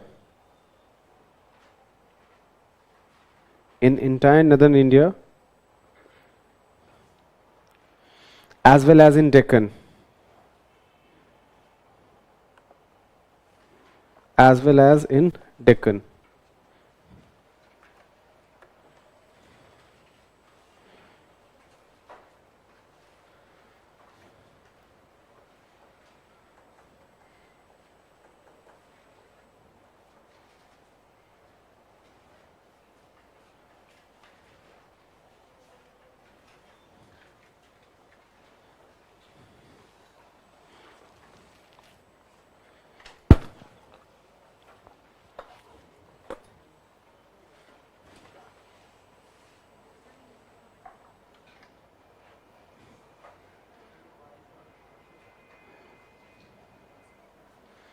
Okay, so this is Gupta Empire. About, say for example, this empire, especially this map, if I have to pinpoint, about 350 AD. Now this region, जो main region है जहाँ पे they ruled, this is the main region where they had direct control. However, all this region also became part of Gupta Empire later, as well as parts of Assam and Bengal. Samudragupta also attacked southern India. This map here, ये जो arrow दिख रहा है यहाँ पे, this arrow here represents his conquest, and he never lost a war while he was conquering this region. So he defeated Pallavas also, he defeated Odisha also. And in central part of India, this is very important, another kingdom emerged during, so after Satavahanas, ये जो region है, this was ruled by Satavahanas. So after decline of Satavahanas, another kingdom emerged called Vaktak kingdom. So जो Vaktak empire है, they had a relationship with Gupta empire. For example, the daughter of Chandragupta, she was married to one of the Vakta king, Prabhavati Devi, and when her husband dies, she rules this kingdom, and because she is daughter of Chandragupta, their Vakta kingdom and जो Gupta empire है, they had really good relationship. So this was quite favorable. The fact that Vaktas, they also ruled this region for more than 100 years. In fact, even 200 years. जो Vakta kingdom है, they ruled this region for 200 years. And they always had good relationship with Gupta empire. So except southern part, Chandragupta, especially I'm talking about Chandragupta II and Samudragupta, they ruled this entire part of the country. So not as huge as what Mauryan empire was, what Ashoka ruled, but definitely one of the largest empires of ancient India, right? So write down these things. Eastern Ganga dynasty, एक dynasty, we'll talk about this later. So very famous dynasty of Odisha, which ruled this region. ठीक है, Eastern Ganga dynasty. I have told you this thing, that Odisha as a kingdom, it has repulsed many attacks by many kingdoms, both in ancient India and medieval India. So Odisha has always remained a very, very powerful kingdom throughout ancient and medieval history, right? Hanji. Again, this is a very interesting question, but Cholas, Cheras and Pandyas, हम ये बोल नहीं सकते कि they have vanished. So Guptas are definitely contemporaries of Pallavas, some Chola rulers also, but we should also know that maybe the strength and the power of जो Cholas, Cheras and Pandyas है, it did not remain the same. अच्छा, one of the reason why Cholas, Cheras, Pandyas kingdom declined, this is very important, is one of the major source was their trade with Roman Empire. So when Roman Empire disintegrated and when Roman Empire weakened, these kingdoms also declined. हाँ, mutual वो तो है ही, एक बहुत बड़ा reason है ही कि they fought lot of wars among themselves and because of that they weakened. But economically जो हम बोल रहे हैं, empire के prosperous होने के लिए क्या चाहिए? पहले resources चाहिए. So one of the important source of resources was custom duties from foreign trade. Now that declined.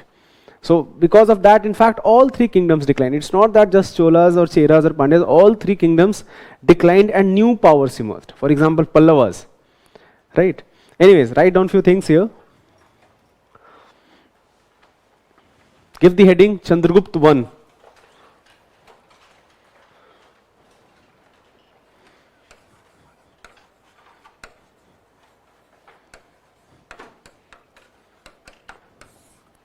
Chandragupta 1. Chandragupta 1 ruled from 320 to 335 AD.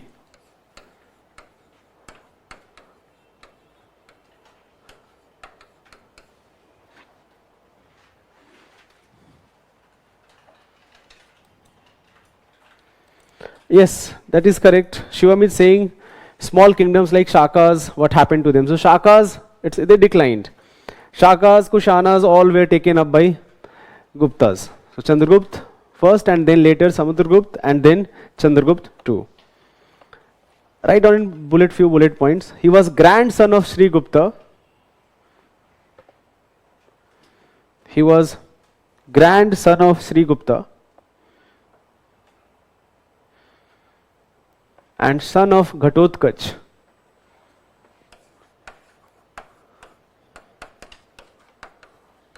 The name Ghatotkach is very famous in Mahabharata, those of who have studied Mahabharata, right? Son of Bhim. So, yes, son of Bhim and Hidimba, exactly. So he was grandson of Sri Gupta and son of Ghatotkach. He is considered to be the founder of Gupta era. To the founder of Gupta era.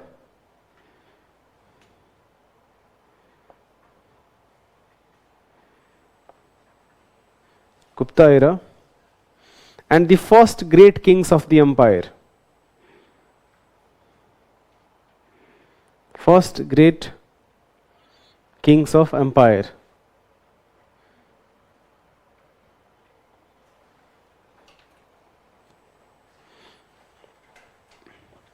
He entered into matrimonial alliances. He entered into matrimonial alliances with Lichavis. This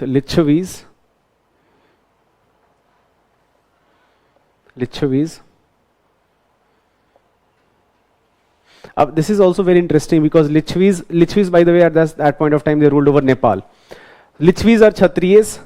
So, in a way, Chandragupta strengthened his position with this matrimonial alliance, right? Marrying into a Kshatriya clan. Give the next heading. Samudragupta.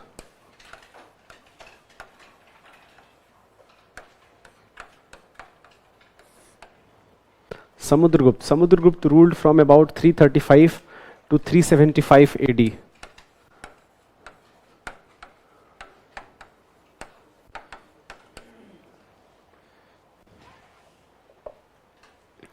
Samudragupta जो है, he is, as I already have told you, he is considered Napoleon of India because of his conquest. He is the one who consolidated his position and increased the border of Gupta Empire.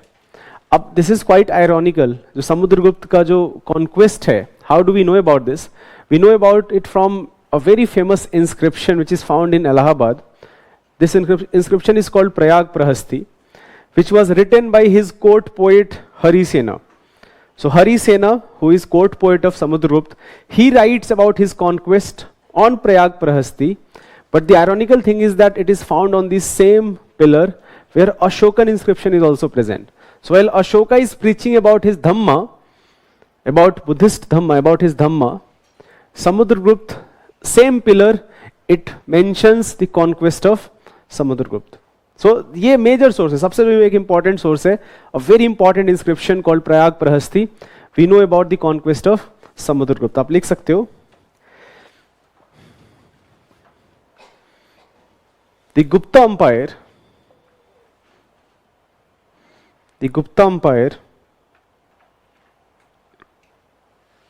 became the most powerful kingdom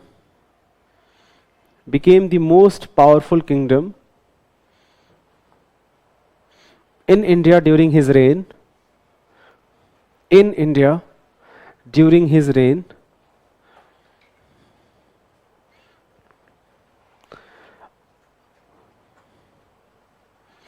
अच्छा, एक चीज, Rupam has a question, Chandragupta and Chandragupta 1. So Chandragupta Maurya is totally different. ठीक है?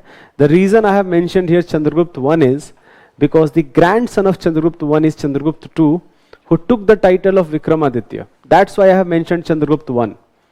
जो समुद्रगुप्त का son है, whose name is again Chandragupta, known as Chandragupta 2, but he took the title of Vikramaditya. And if you remember from previous classes, this title of Vikramaditya was adopted by many kings after they defeated some important adversaries, and it is named after a ruler who defeated Shaka rulers. When Shakas attacked India, Shakas, when finally they were defeated, right, the title Vikramaditya became very famous. Okay? Hanji.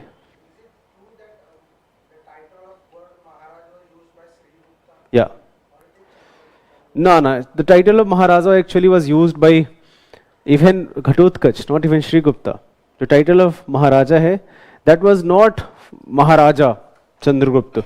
That was first used by Ghatotkacha, the father of Chandragupta I, and it was of course taken by Chandragupta also. So he also uses this title. The Allahabad pillar inscription, this is again a very important point. The Allahabad pillar inscription known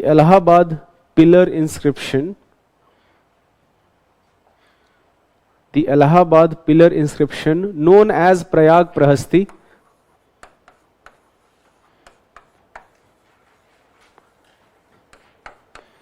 the Allahabad pillar inscription known as Prayag Prahasti gives a detailed account of his conquest.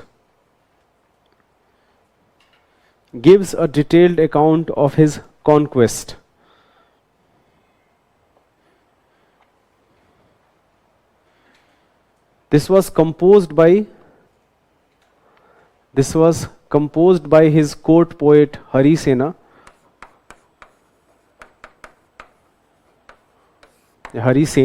This was composed by his court poet Hari Sen in Sanskrit.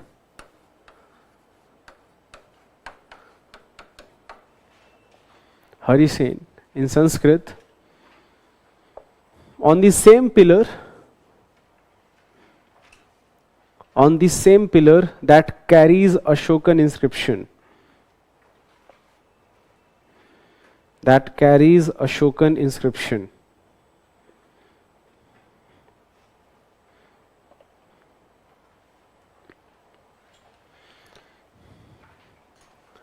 If you read Arya Sharma divides the conquest of Samudragupta in 5 categories. That जो समुद्रगुप्त का conquest है, he divides all this conquest in 5 categories.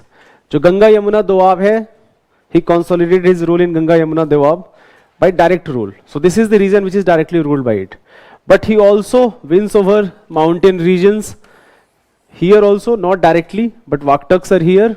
This region from Kushans and Western Satraps, जो भी है इनको भी हरा के, they have also been won over, and also this Himalayan region, Himalayan states.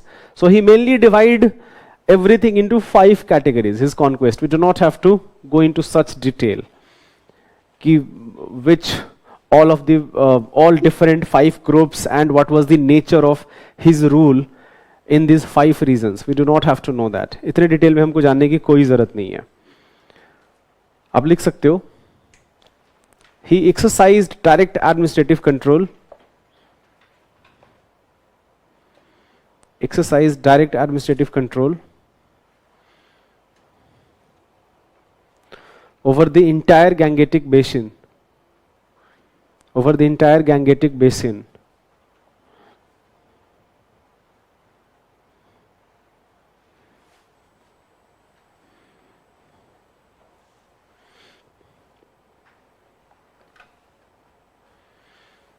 He claimed the title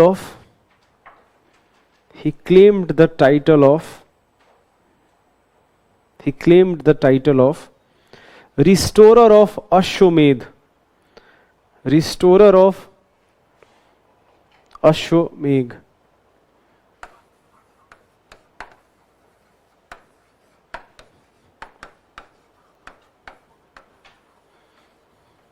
So remember Ashwamedh Yagya?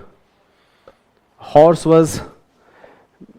along with king's army roamed around into territories.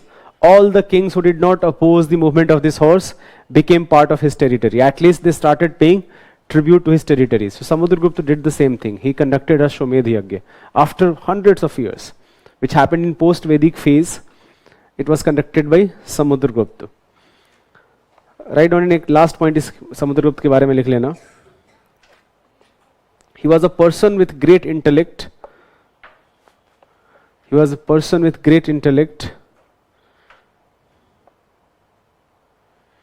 Known for his skills in poetry and music. Known for its skills in poetry and music.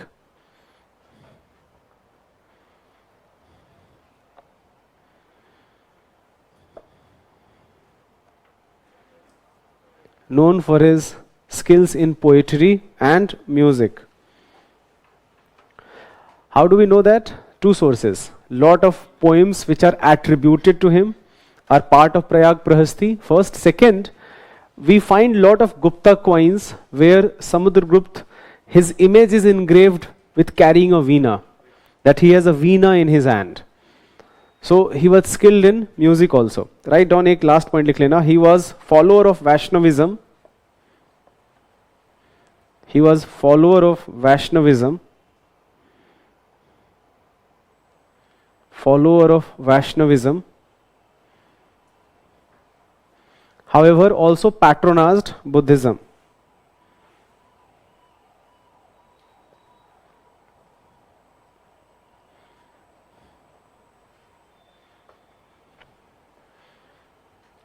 Patronized Buddhism. अब ये जो grand titles लेने का जो एक वो है, that also goes to Samudragupta. So for example, he calls himself Apratirath, a person who has never been defeated. Or he also calls himself Vyaghra Parakramah, that a person who is as powerful or as aggressive as a tiger. Right? So these grand titles, kings often bestowed upon themselves, or it was done by their court poets. In this case, it was done by Hari Sen, his court poet. Next is Chandragupta II.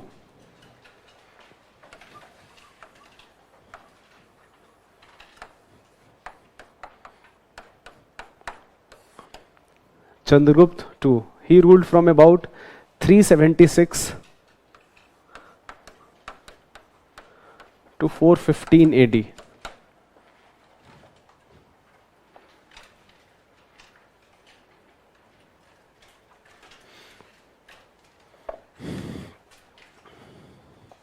The Gupta dynasty reached its peak.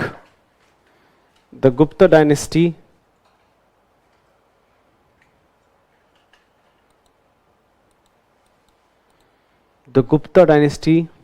reached its peak during Chandragupta II.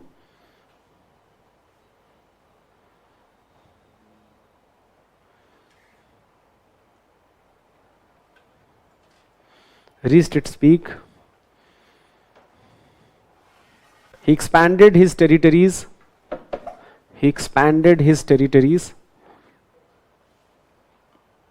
Both by marriage alliances and conquests.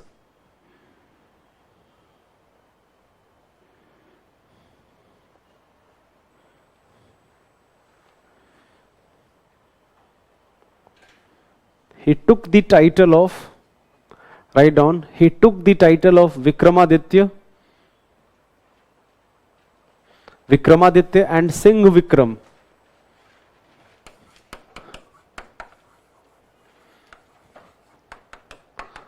Vikramaditya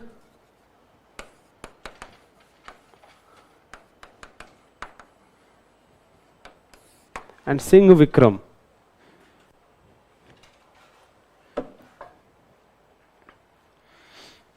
He married a Naga princess.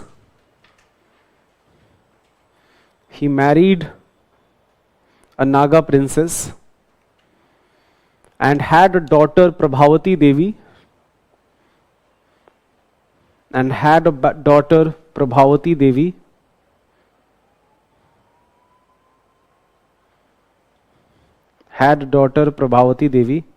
Who was married to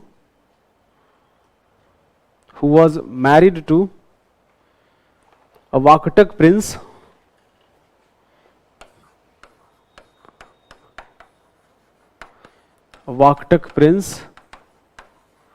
Rudrasen.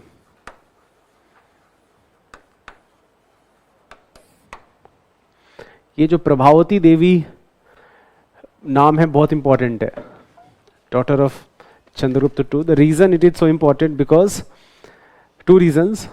Prabhavati Devi soon became a widow, so she became the de facto ruler of her empire. First, second, this also gave lot of control over the Vakta empire to Guptas. तो आप ये लिख सकते हो. Chandragupta II indirectly controlled the Vakta kingdom. Chandragupta II indirectly controlled the Vaktak kingdom.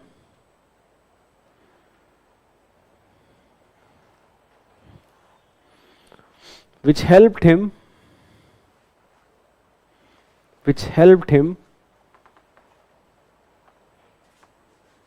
to conquer Gujarat and Malwa.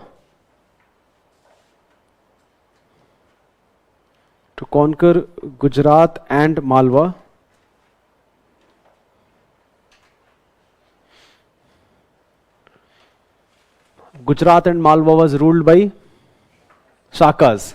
For more than 400 years it was ruled by Shakas, who called themselves Western Satraps. So Western Satraps, their kingdom finally came to an end because of Chandragupta II. And after that, Ujjain becomes a prosperous city, and it also becomes the second capital of Chandragupta II. So write it down. After defeating Shakas,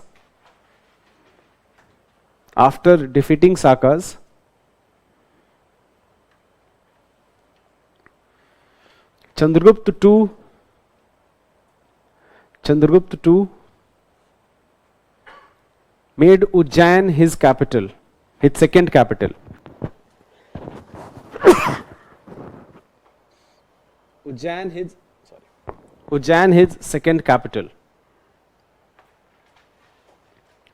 Write down next bullet point, again a very important point. During his reign, a Chinese traveler Fahian visited India.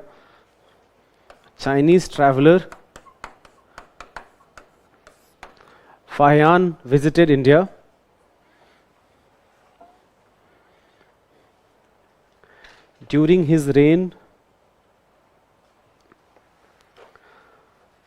Fahian visited India and wrote a detailed account of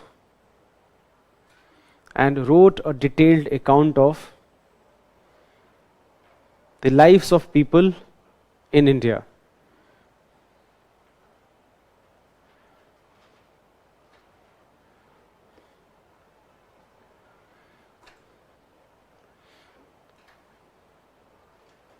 His court at Ujjain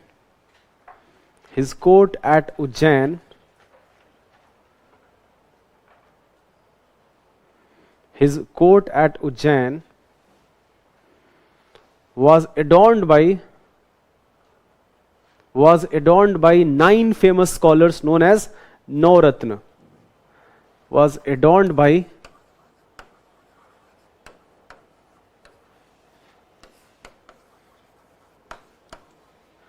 9 famous scholars known as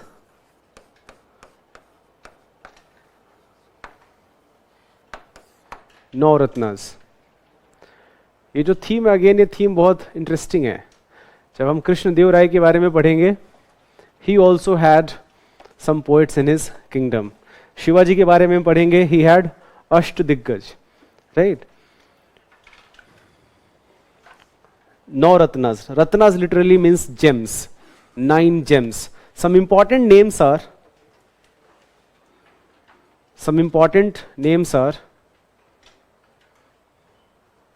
Kalidas,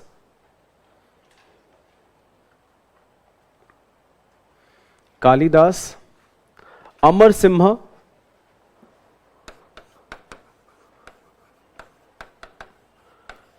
तो कालिदास तो in detail आपको ऐसे भी पढ़ने की जरूरत है literature में, बट मैं बाकी थोड़ा बहुत बता देता हूं मैं. अमर सिम्हा, आप ब्रैकेट में लिख लेना. Known for his work known as Trikand, known for his work Trikand, known for his work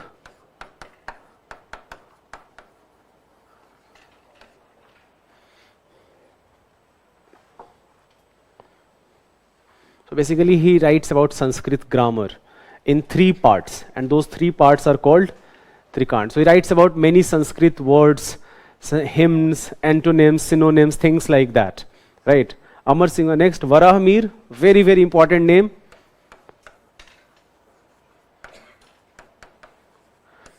Varahmir, आप ब्रैकेट में लिख लेना. A great astronomer and astrologer. A great astronomer and astrologer. वैसे मुझे नहीं पता ग्रेट एस्ट्रोलॉजर क्या होता है, right, but let's say history text books में it is written as astrology जो है फ्रॉड डिसिप्लिन है, ठीक है. सो एस्ट्रोलॉजी के चक्कर में मत पड़ना. So astrology, frankly, astrology did not develop in India. This is also very interesting. Very few people know about this, but astrology did not develop in India. Astrology, we borrowed it from Greeks. And the reason why, this is also quite interesting, the reason we started believing that movement of stars and planets play somehow important role in our life is because हमारे जो ancestors थे, उनके पास और कोई तरीका नहीं था, rather than looking at the movement of stars in the sky and then determine what type of weather they can predict. Now, because movement of stars, for example, in different seasons, stars moved in different ways, right? And based on that, we have different weathers. Now, agriculture was a very important economic activity. So, for agriculture, different seasons played a very important role. So, again, there is a very famous statement in statistics and in general in science and as well as in social science, is that correlation does not cause, correlation and causation, these are two different things. ये पढ़ा है आप लोगों ने कभी? I will briefly tell you what it means. Things may seem correlated. जैसे जो word causation है, causation basically means analyzing causal factors. That I have a effect and I try to understand why this has occurred. What are the causal factors behind this effect? In humanities, establishing causality is a very very difficult thing to do. जैसे history में जब हम पढ़ते हैं, why Mauryan Empire declined, or why Gupta's empire declined. We talk about many reasons together. We do not talk about one reason. Such type of analysis, pinpointing on one reason, that will be a simplistic analysis. Things are more complicated, right? But so causality establish करना हमेशा बहुत मुश्किल है. That something happened because of these reasons. It's always a very difficult thing to do because it seems like that lot of things which are correlated, you may confuse correlation with causation. एक simple सा example हो सकता है जो हमारे बहुत सारे जो अंधविश्वास हैं day to day life में. बिल्ली ने रास्ता काट दिया तो दिन खराब हो जाएगा, right? एक होता है ना, there is a very famous that if cat somehow, I don't know what cat has done, but cat somehow if उसने रास्ता काट दिया सामने तो आपका दिन खराब हो जाएगा. Now what will happen is that say for example out of 100 people, say 2-3 people, उनके साथ कुछ खराब हो गया, right? Then people will not remember, no one is going to talk about all those 98 cases where nothing happened, but these 2 cases will now become important statistical data that it occurred because of बिल्ली ने रास्ता काट दिया. So बिल्ली का रास्ता काटना versus this happening, this is a correlation and this is frankly a very bad correlation. तो यहाँ पे तो फिर भी establish करना बहुत आसान है that what is correlation, what is causation, but in many cases correlation and causation को separate करना बहुत मुश्किल होता है. Lot of times, जैसे एक simple सा मैं example लेता हूँ मैं आपको. Say for example, a very famous batsman is very sure that whenever he uses a particular bat, he scores lot of runs, right?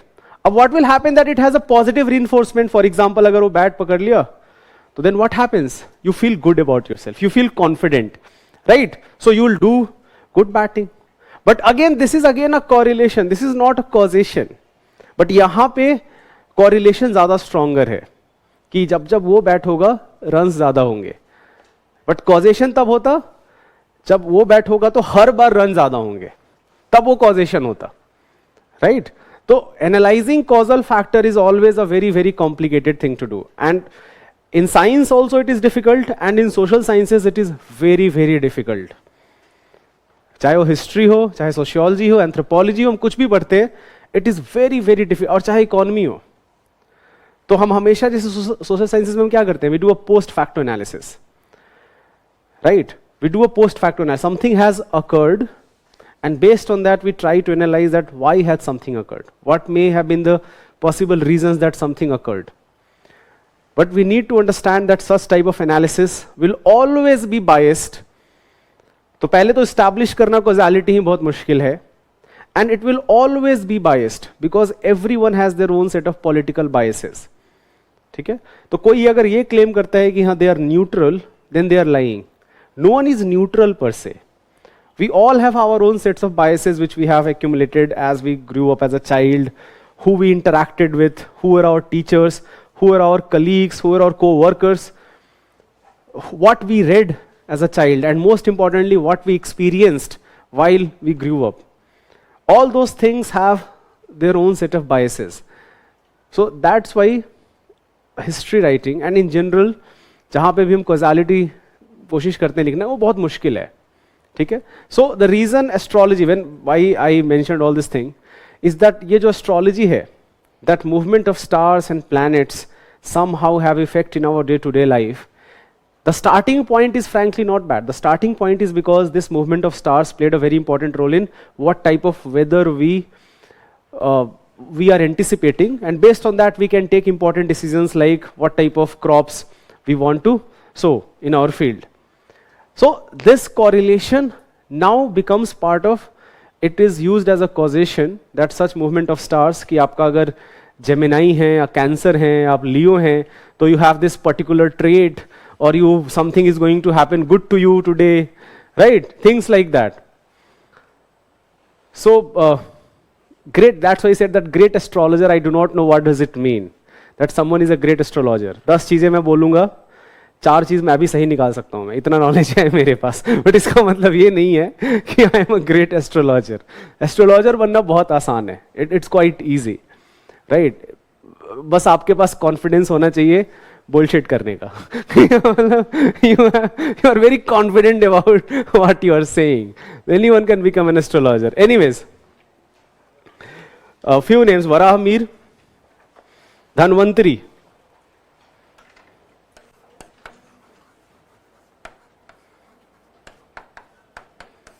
Dhanvantari bracket में लिख लो, ग्रेट प्रैक्टिशनर ऑफ आयुर्वेदा.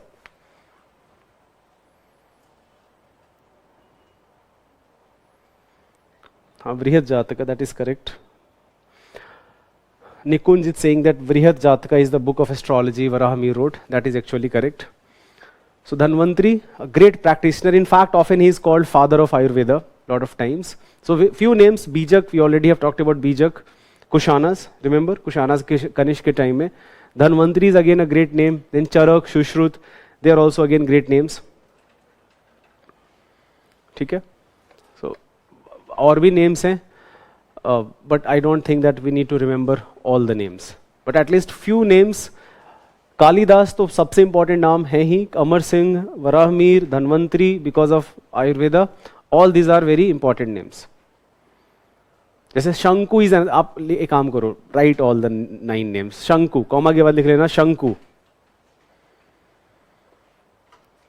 शंकु ब्रैकेट में लिख लेना, a great architect. A great architect who wrote Shilp Shastra. Who wrote Shilp Shastra.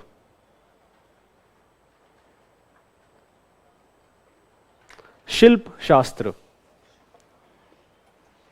Vararuchi.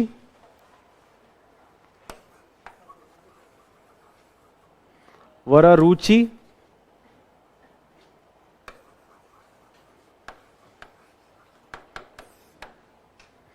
Vararuchi bracket में लिख लेना, an author of the grammar of Prakrit language. An author of the grammar of Prakrit language. I have told you this before. Commoners spoke Prakrit and Pali is not Sanskrit. Sanskrit is a language of elites, right? In fact, this is also quite interesting. जब हम linguistic analysis करते हैं of to understand history, language becomes a tool of elitism. Even today, English is considered as a tool of elitism. That somebody who can speak English is an elite, which does not make any sense. Just because you are speaking a language does not make you intelligent in any way. But language has always been used as a tool. As a marker of elitism, that people who belong to higher classes, they spoke elite languages. For example, Sanskrit, right? So, but commoner languages जो है वो Pali है, Prakrit है. So, the first book of Prakrit grammar was written by Vararuchi. Next, Vetal Bhatt. Vetal Bhatt.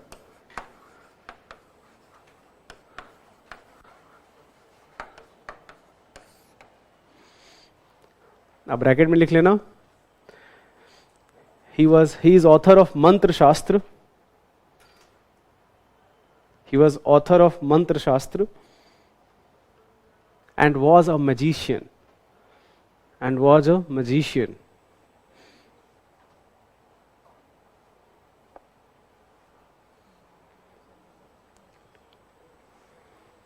a magician.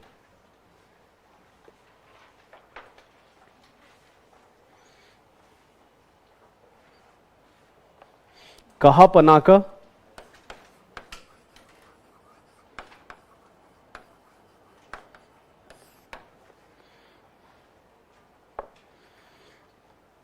कहा पनाका, an astrologer, bracket में लिख लो, an astrologer who wrote ज्योतिष शास्त्र. एन एस्ट्रोलॉजर हु रोट ज्योतिष शास्त्र.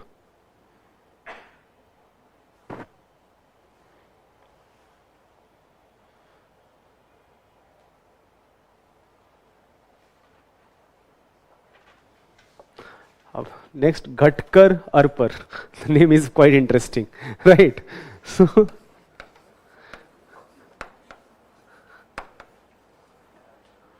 Ghatkar Arpar.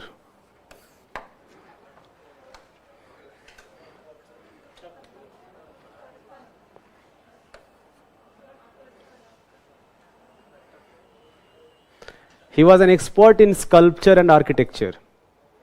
He was an expert in sculpture and architecture.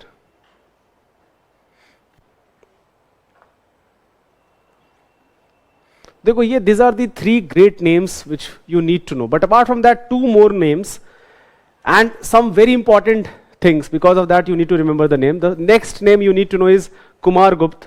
Now Kumar Gupta, why you need to remember this name? Because he is the one who started the construction of Nalanda University. Ancient Nalanda University, we all know about it. So he patronized the construction of Nalanda University. However, later kings also contributed to it, but it was started by Kumar Gupta, a Gupta king. And next name, which is again very important, is Skand Gupta. Skand Gupta, why you need to know this name? Because one of the most formidable tribal invasion which occurred in India is invasion of Hunas. There was a tribe which belonged to Central Asian region. They were great riders of horses. They were very skilled in archery. अब यहाँ पे भी देखो confusion है. So you'll hear two words. One is Huns and another is Hunas. Both Huns and Hunas emerged in Central Asian steppe region. The Central Asian region है. Huns are responsible for destruction of Roman Empire. जो पूरा Roman Empire, one of the mightiest empire of the globe, it declined because of a continuous tribal invasion. It did not happen. बोलते ना, Rome was neither built in a day nor destroyed in a day. So Rome destruction also occurred in many years, right? So that was done by Huns, and the Gupta Empire that was destroyed by Hunas. So I will not use the word destruction, but it was weakened by Hunas. And when Huna invasion occurred, and how Huns and Hunas are related, they definitely both, maybe they are same tribal group. They definitely originated in the same region around same time, but we do not have any historical writing because Huns and Hunas did not leave any, they did not know how to write. We do not have any written record, first-hand written record. Whatever we know about Huns and Hunas, we know from other sources. For example, many Buddhist sources talk about a Huna king called Mihirkul.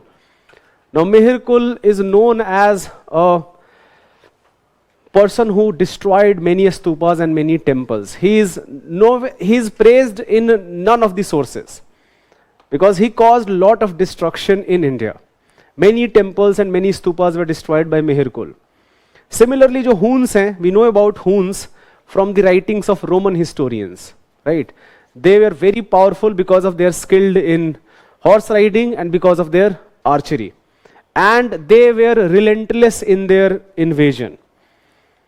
So even though initially they did not win, but they consolidated themselves and they kept on raiding. So the empire disintegrated. And at this point of time, in fact, when Hunas finally kingdoms fell, and two very important kingdoms, Gupta kingdom, but another great name which you need to know is called Yashodharman, a great king of Malwa region, जो मध्य प्रदेश में Malwa region है. A great king emerged, his name was Yashodharman. So Yashodharman and Gupta, they entered into an alliance and they successfully defeated Hunas. So जो Huna invasion है, that was overcome, but this also led to decline of Gupta Empire. So Gupta Empire, which was already weakened, अब ये जो defeat है, defeat of Hunas है, here Yashodharman played a major role. Guptas did not. So Yashodharman claimed his own supremacy. Gupta Empire remained to a very small region and finally it disintegrated. So for more than 100 years, 150 years, Gupta Empire, which unified northern India, finally the empire disintegrated. The fundamental जो reason है वो Huna invasion है, emergence of other powerful kingdoms, for example Yashodharman of Malwa, जो इनके खुद के feudatories थे, they also emerged very powerful. For example, Bengal emerged. Bengal was also ruled by Guptas. That became a separate kingdom. Gujarat, Malwa जो region है, that became a separate kingdom. So जो खुद के feudatories थे, they became very powerful. And जो later Gupta rulers said they did not have enough capacity to consolidate their position. And this led to the decline of Gupta Empire. And the next empire which is going to rule over North India is a king named Harshvardhan. which we will talk about in the next class. So after the disintegration of Gupta Empire, many small kingdoms emerged in northern part of the country as well as in central India. So write down about Kumar Gupta. Give this heading.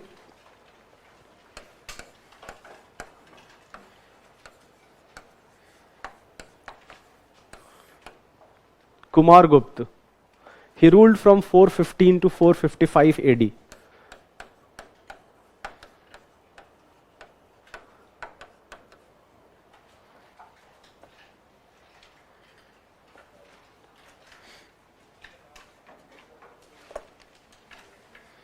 He laid the foundation of Nalanda University.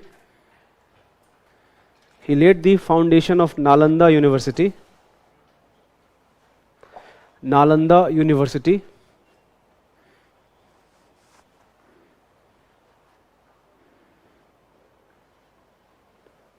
Which emerged as an institution of international reputation.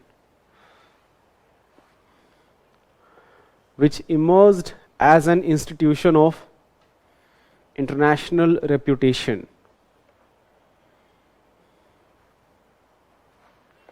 Which emerged as an institution of international reputation.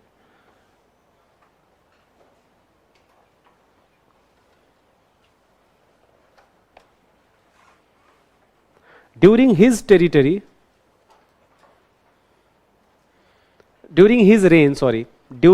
reign,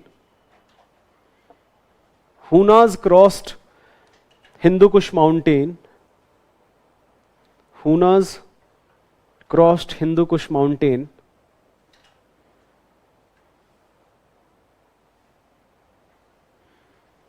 and invaded Guptan territory, invaded Gupta's territory.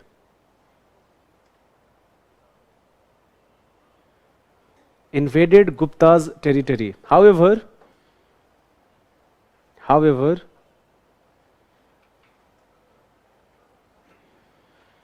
this invasion was thwarted by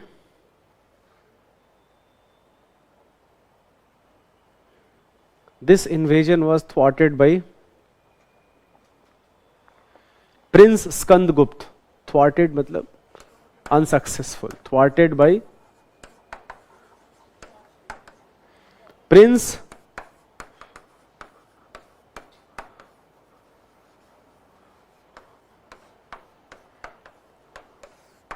Skandgupt.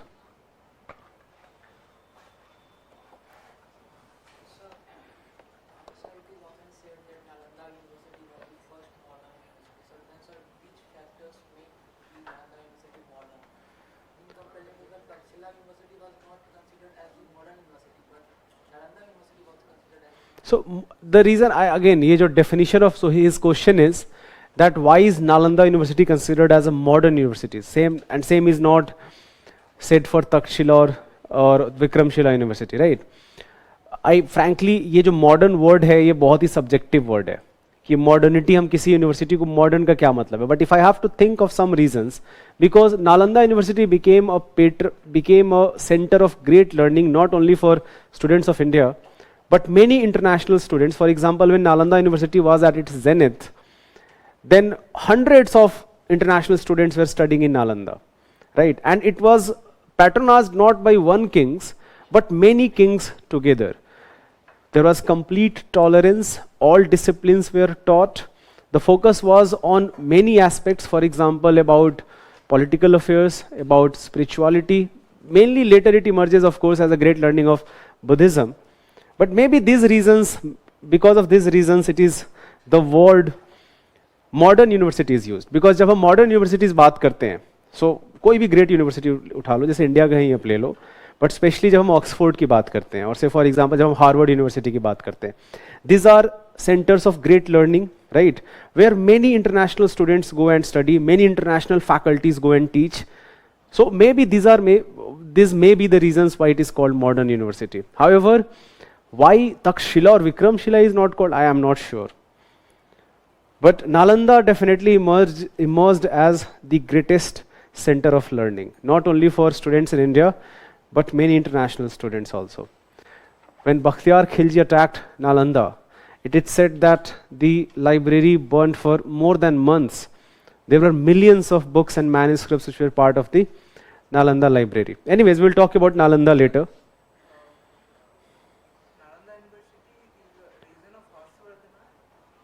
So Harshvardhana further so again ये अभी मैंने क्या बोला कि Nalanda university जो foundation stone है that was done by, अभी भी अगर आप नालंदा घूमने जाओगे, अगर इनफैक्ट टाइम मिले तो जरूर जाना चाहिए, and always higher a guide if he can, if always hire a good guide and learn the explanation कि how Nalanda University was envisaged, how it was built. अभी आपको सिर्फ वो दिखेगा, एक प्लेटफॉर्म दिखेगा, ज़्यादा कुछ दिखेगा नहीं, आपको बहुत मोटी दीवारें दिखेंगी, like really thick walls, right?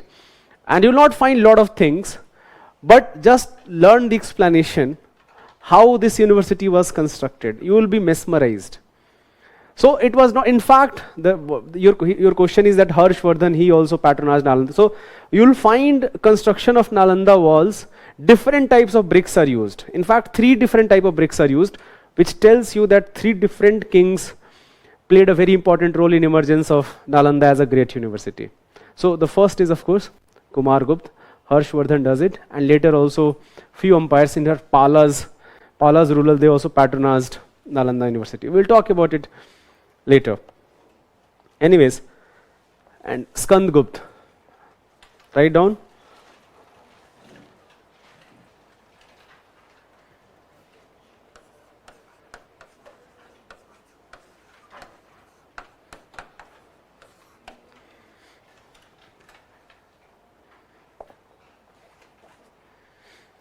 He ruled from 455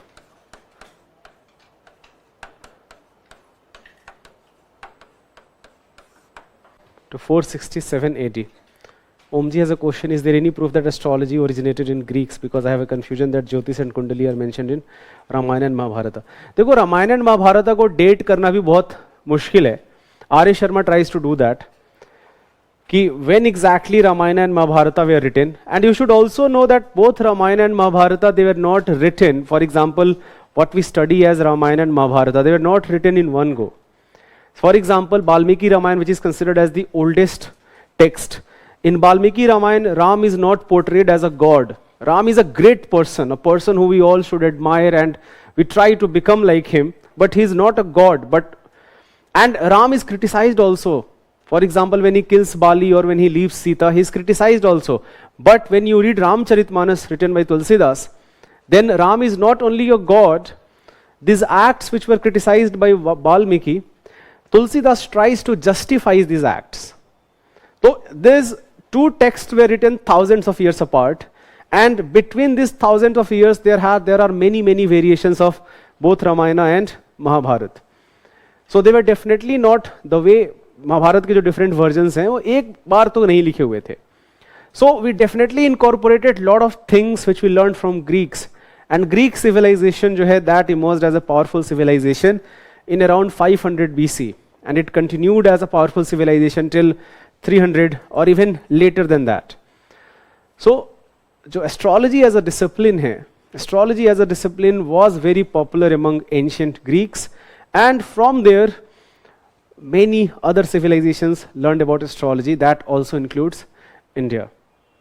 Anyways, Skandgupta, he adopted the title of Vikramaditya.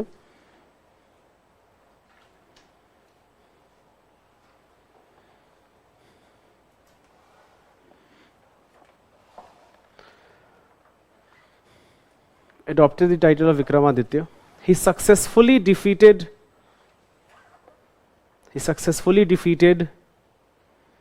Hunas.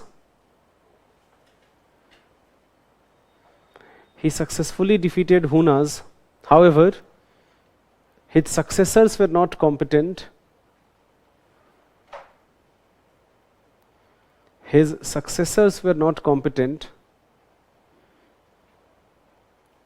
And the empire declined.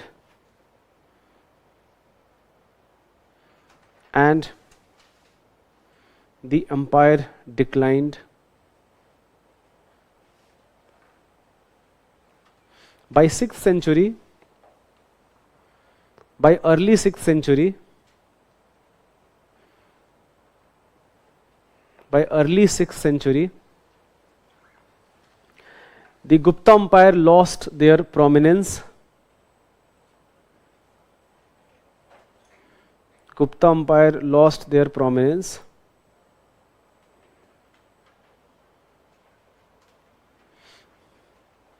The main reasons, write down the main reasons behind the decline of Gupta Empire. The main reasons behind the decline of Gupta Empire are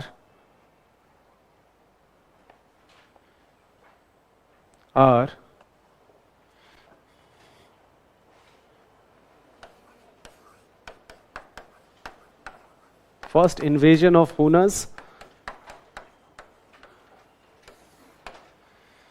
I must tell you, Hunas and Huns, they may be same, they may belong to same tribal people, and जो Hun invasion है, that also led to the decline of Roman Empire. आप एक line लिख सकते हो. The Hunas showed excellent skill in archery and horse riding.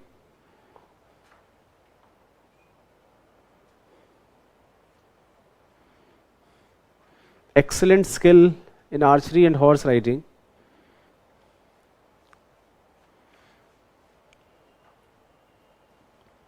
By 520 AD,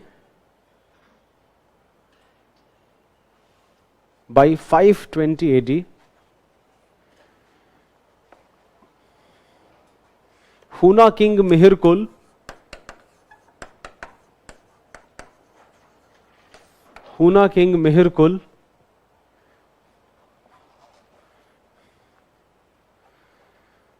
occupied Punjab,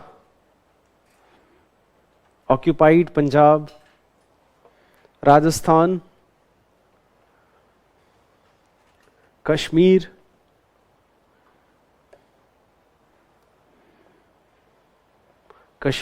Malwa, and large part of central India.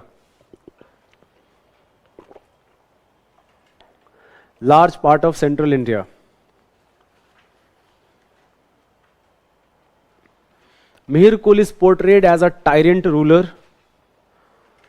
Mihirkul is portrayed as a tyrant ruler.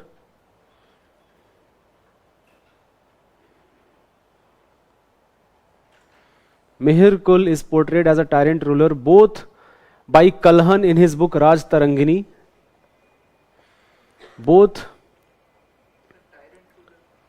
Tyrant मतलब आतताई, like if you have to word, cruel ruler. For example, who only believed in destruction, did not believe in welfare of his own people.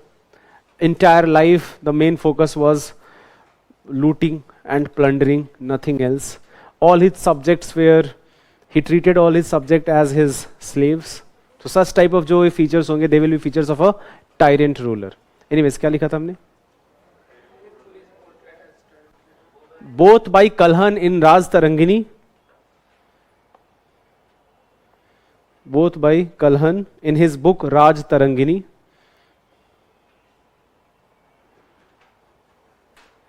And Buddhist texts.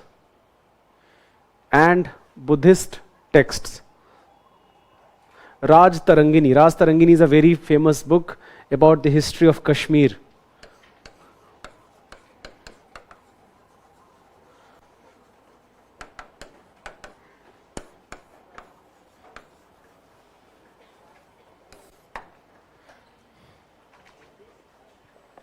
Mihirkul was defeated, write down, Mihirkul was defeated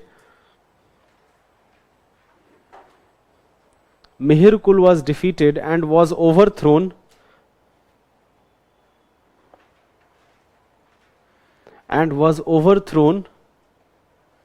by an alliance of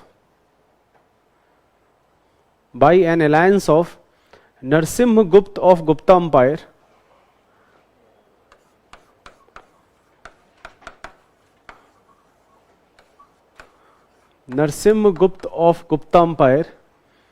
and Yashodharman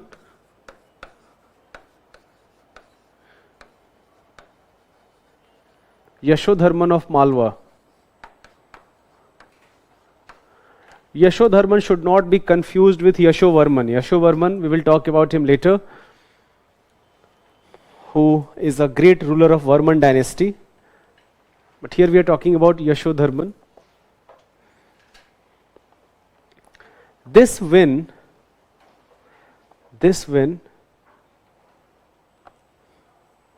consolidated the power of Yashodharman,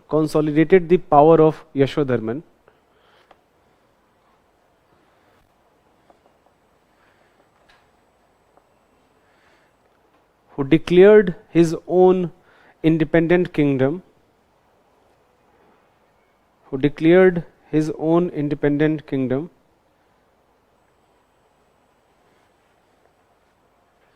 and later many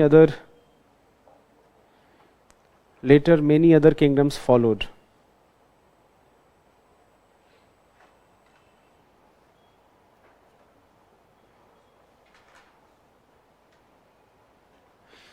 Second reason, write down second reason. The empire also declined. Next bullet point. The empire also declined because they lost Western India.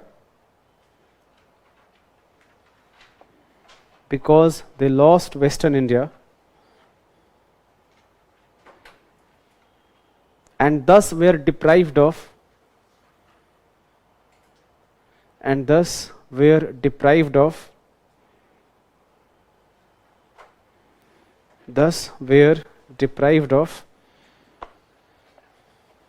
revenues from trade and commerce,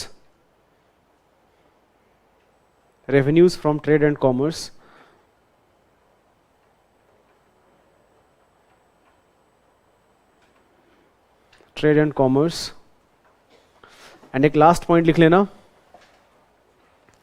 Many feudatories of Guptas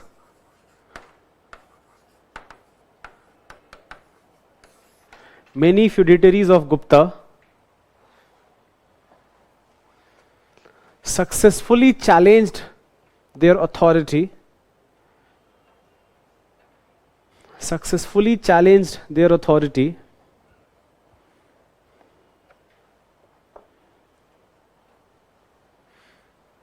and the empire disintegrated.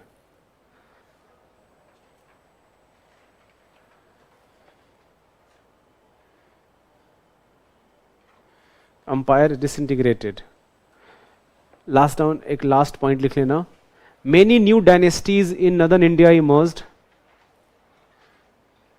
Many new dynasties in northern India emerged, such as Pushyabhuti,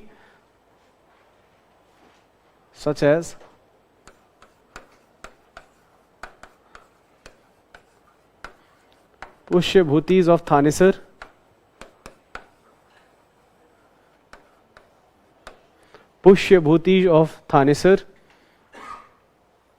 Mokharis of Kannauj,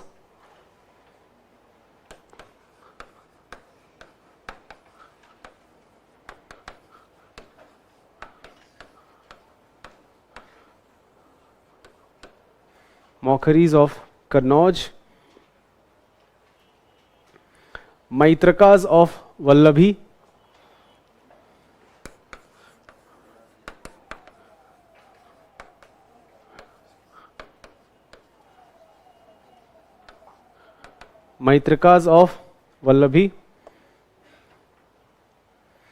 in peninsular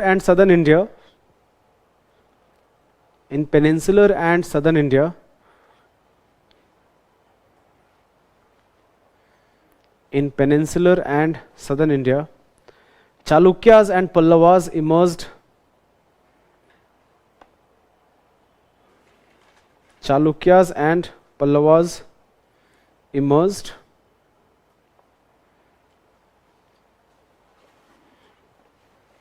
As the powerful kingdoms, respectively.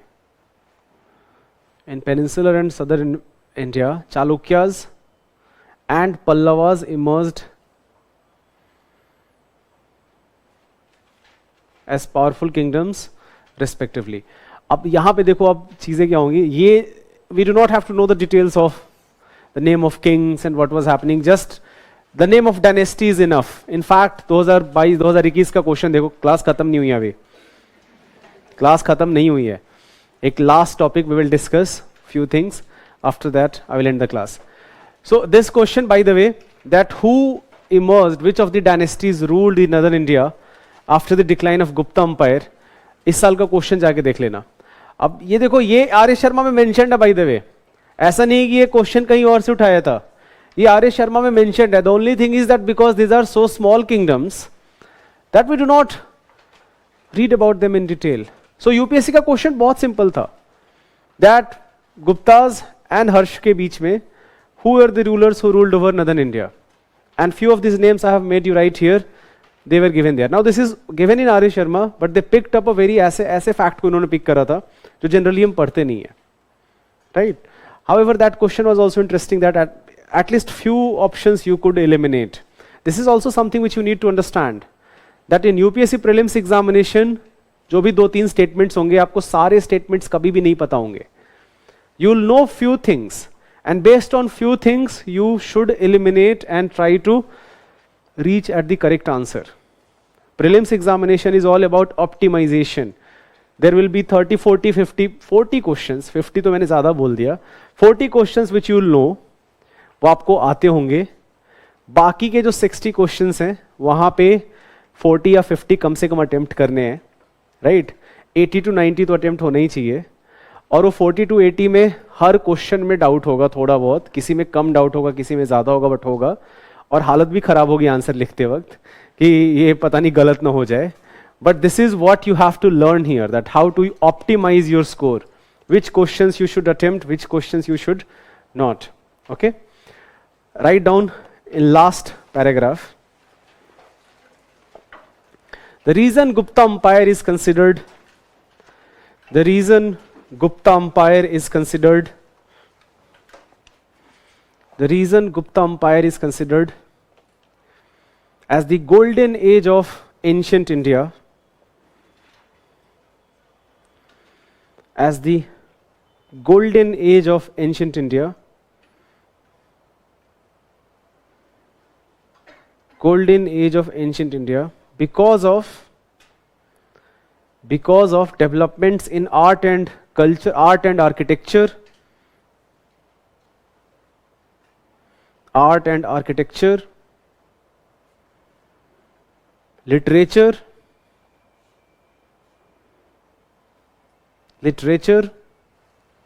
and science and technology.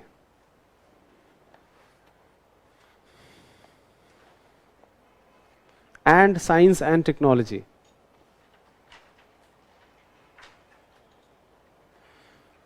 I can name many. For Aryabhat, we all know about Aryabhat, right? Aryabhat lived during Gupta age. He was patronized by Gupta rulers. A person who is credited with development of trigonometry, development of algebra, approximating the value of pi, knowing the fact that Earth rotates on its axis and revolves around sun. All those things were known as part of ancient India. So Aryabhat again was a great astronomer, a great mathematician, and also astrologer. Vishnu Sharma I already have told you. Another very famous book called Mrich Katika, written by a person called Shudrak. Very famous book. Very famous drama. Not only popular in India, internationally बहुत popular drama है, Mrich Katika. So Mrich Katika was written, that was again done in Gupta reign. So development in literature, development in science and technology. I already have talked about Aryabhat, Varahamir, right? Many names. So we are going, ये जो चीज़ है, this will be discussed in detail, why Gupta age is considered as a golden age of ancient India. This will be discussed in detail in art and culture classes. So abhi we have mainly talked about political history, social history, some economic history, but jo art and culture wala aspect hai, jo cultural history hai, that will be discussed in art and culture classes. So similar to Sangam dynasty, Gupta dynasty jo hai, jo Gupta age hai, this is not a consolidated notes. This notes will only be completed once art and culture classes are also done. आपने art and culture वाला जो aspect है वो भी एक बार अच्छे से कर लिया, तभी जाके आपका पूरा गुप्ता एम्पायर जो है वो खत्म होगा. So I will see you in the next class. We will talk about Harshavardhan and many new kingdoms which emerged.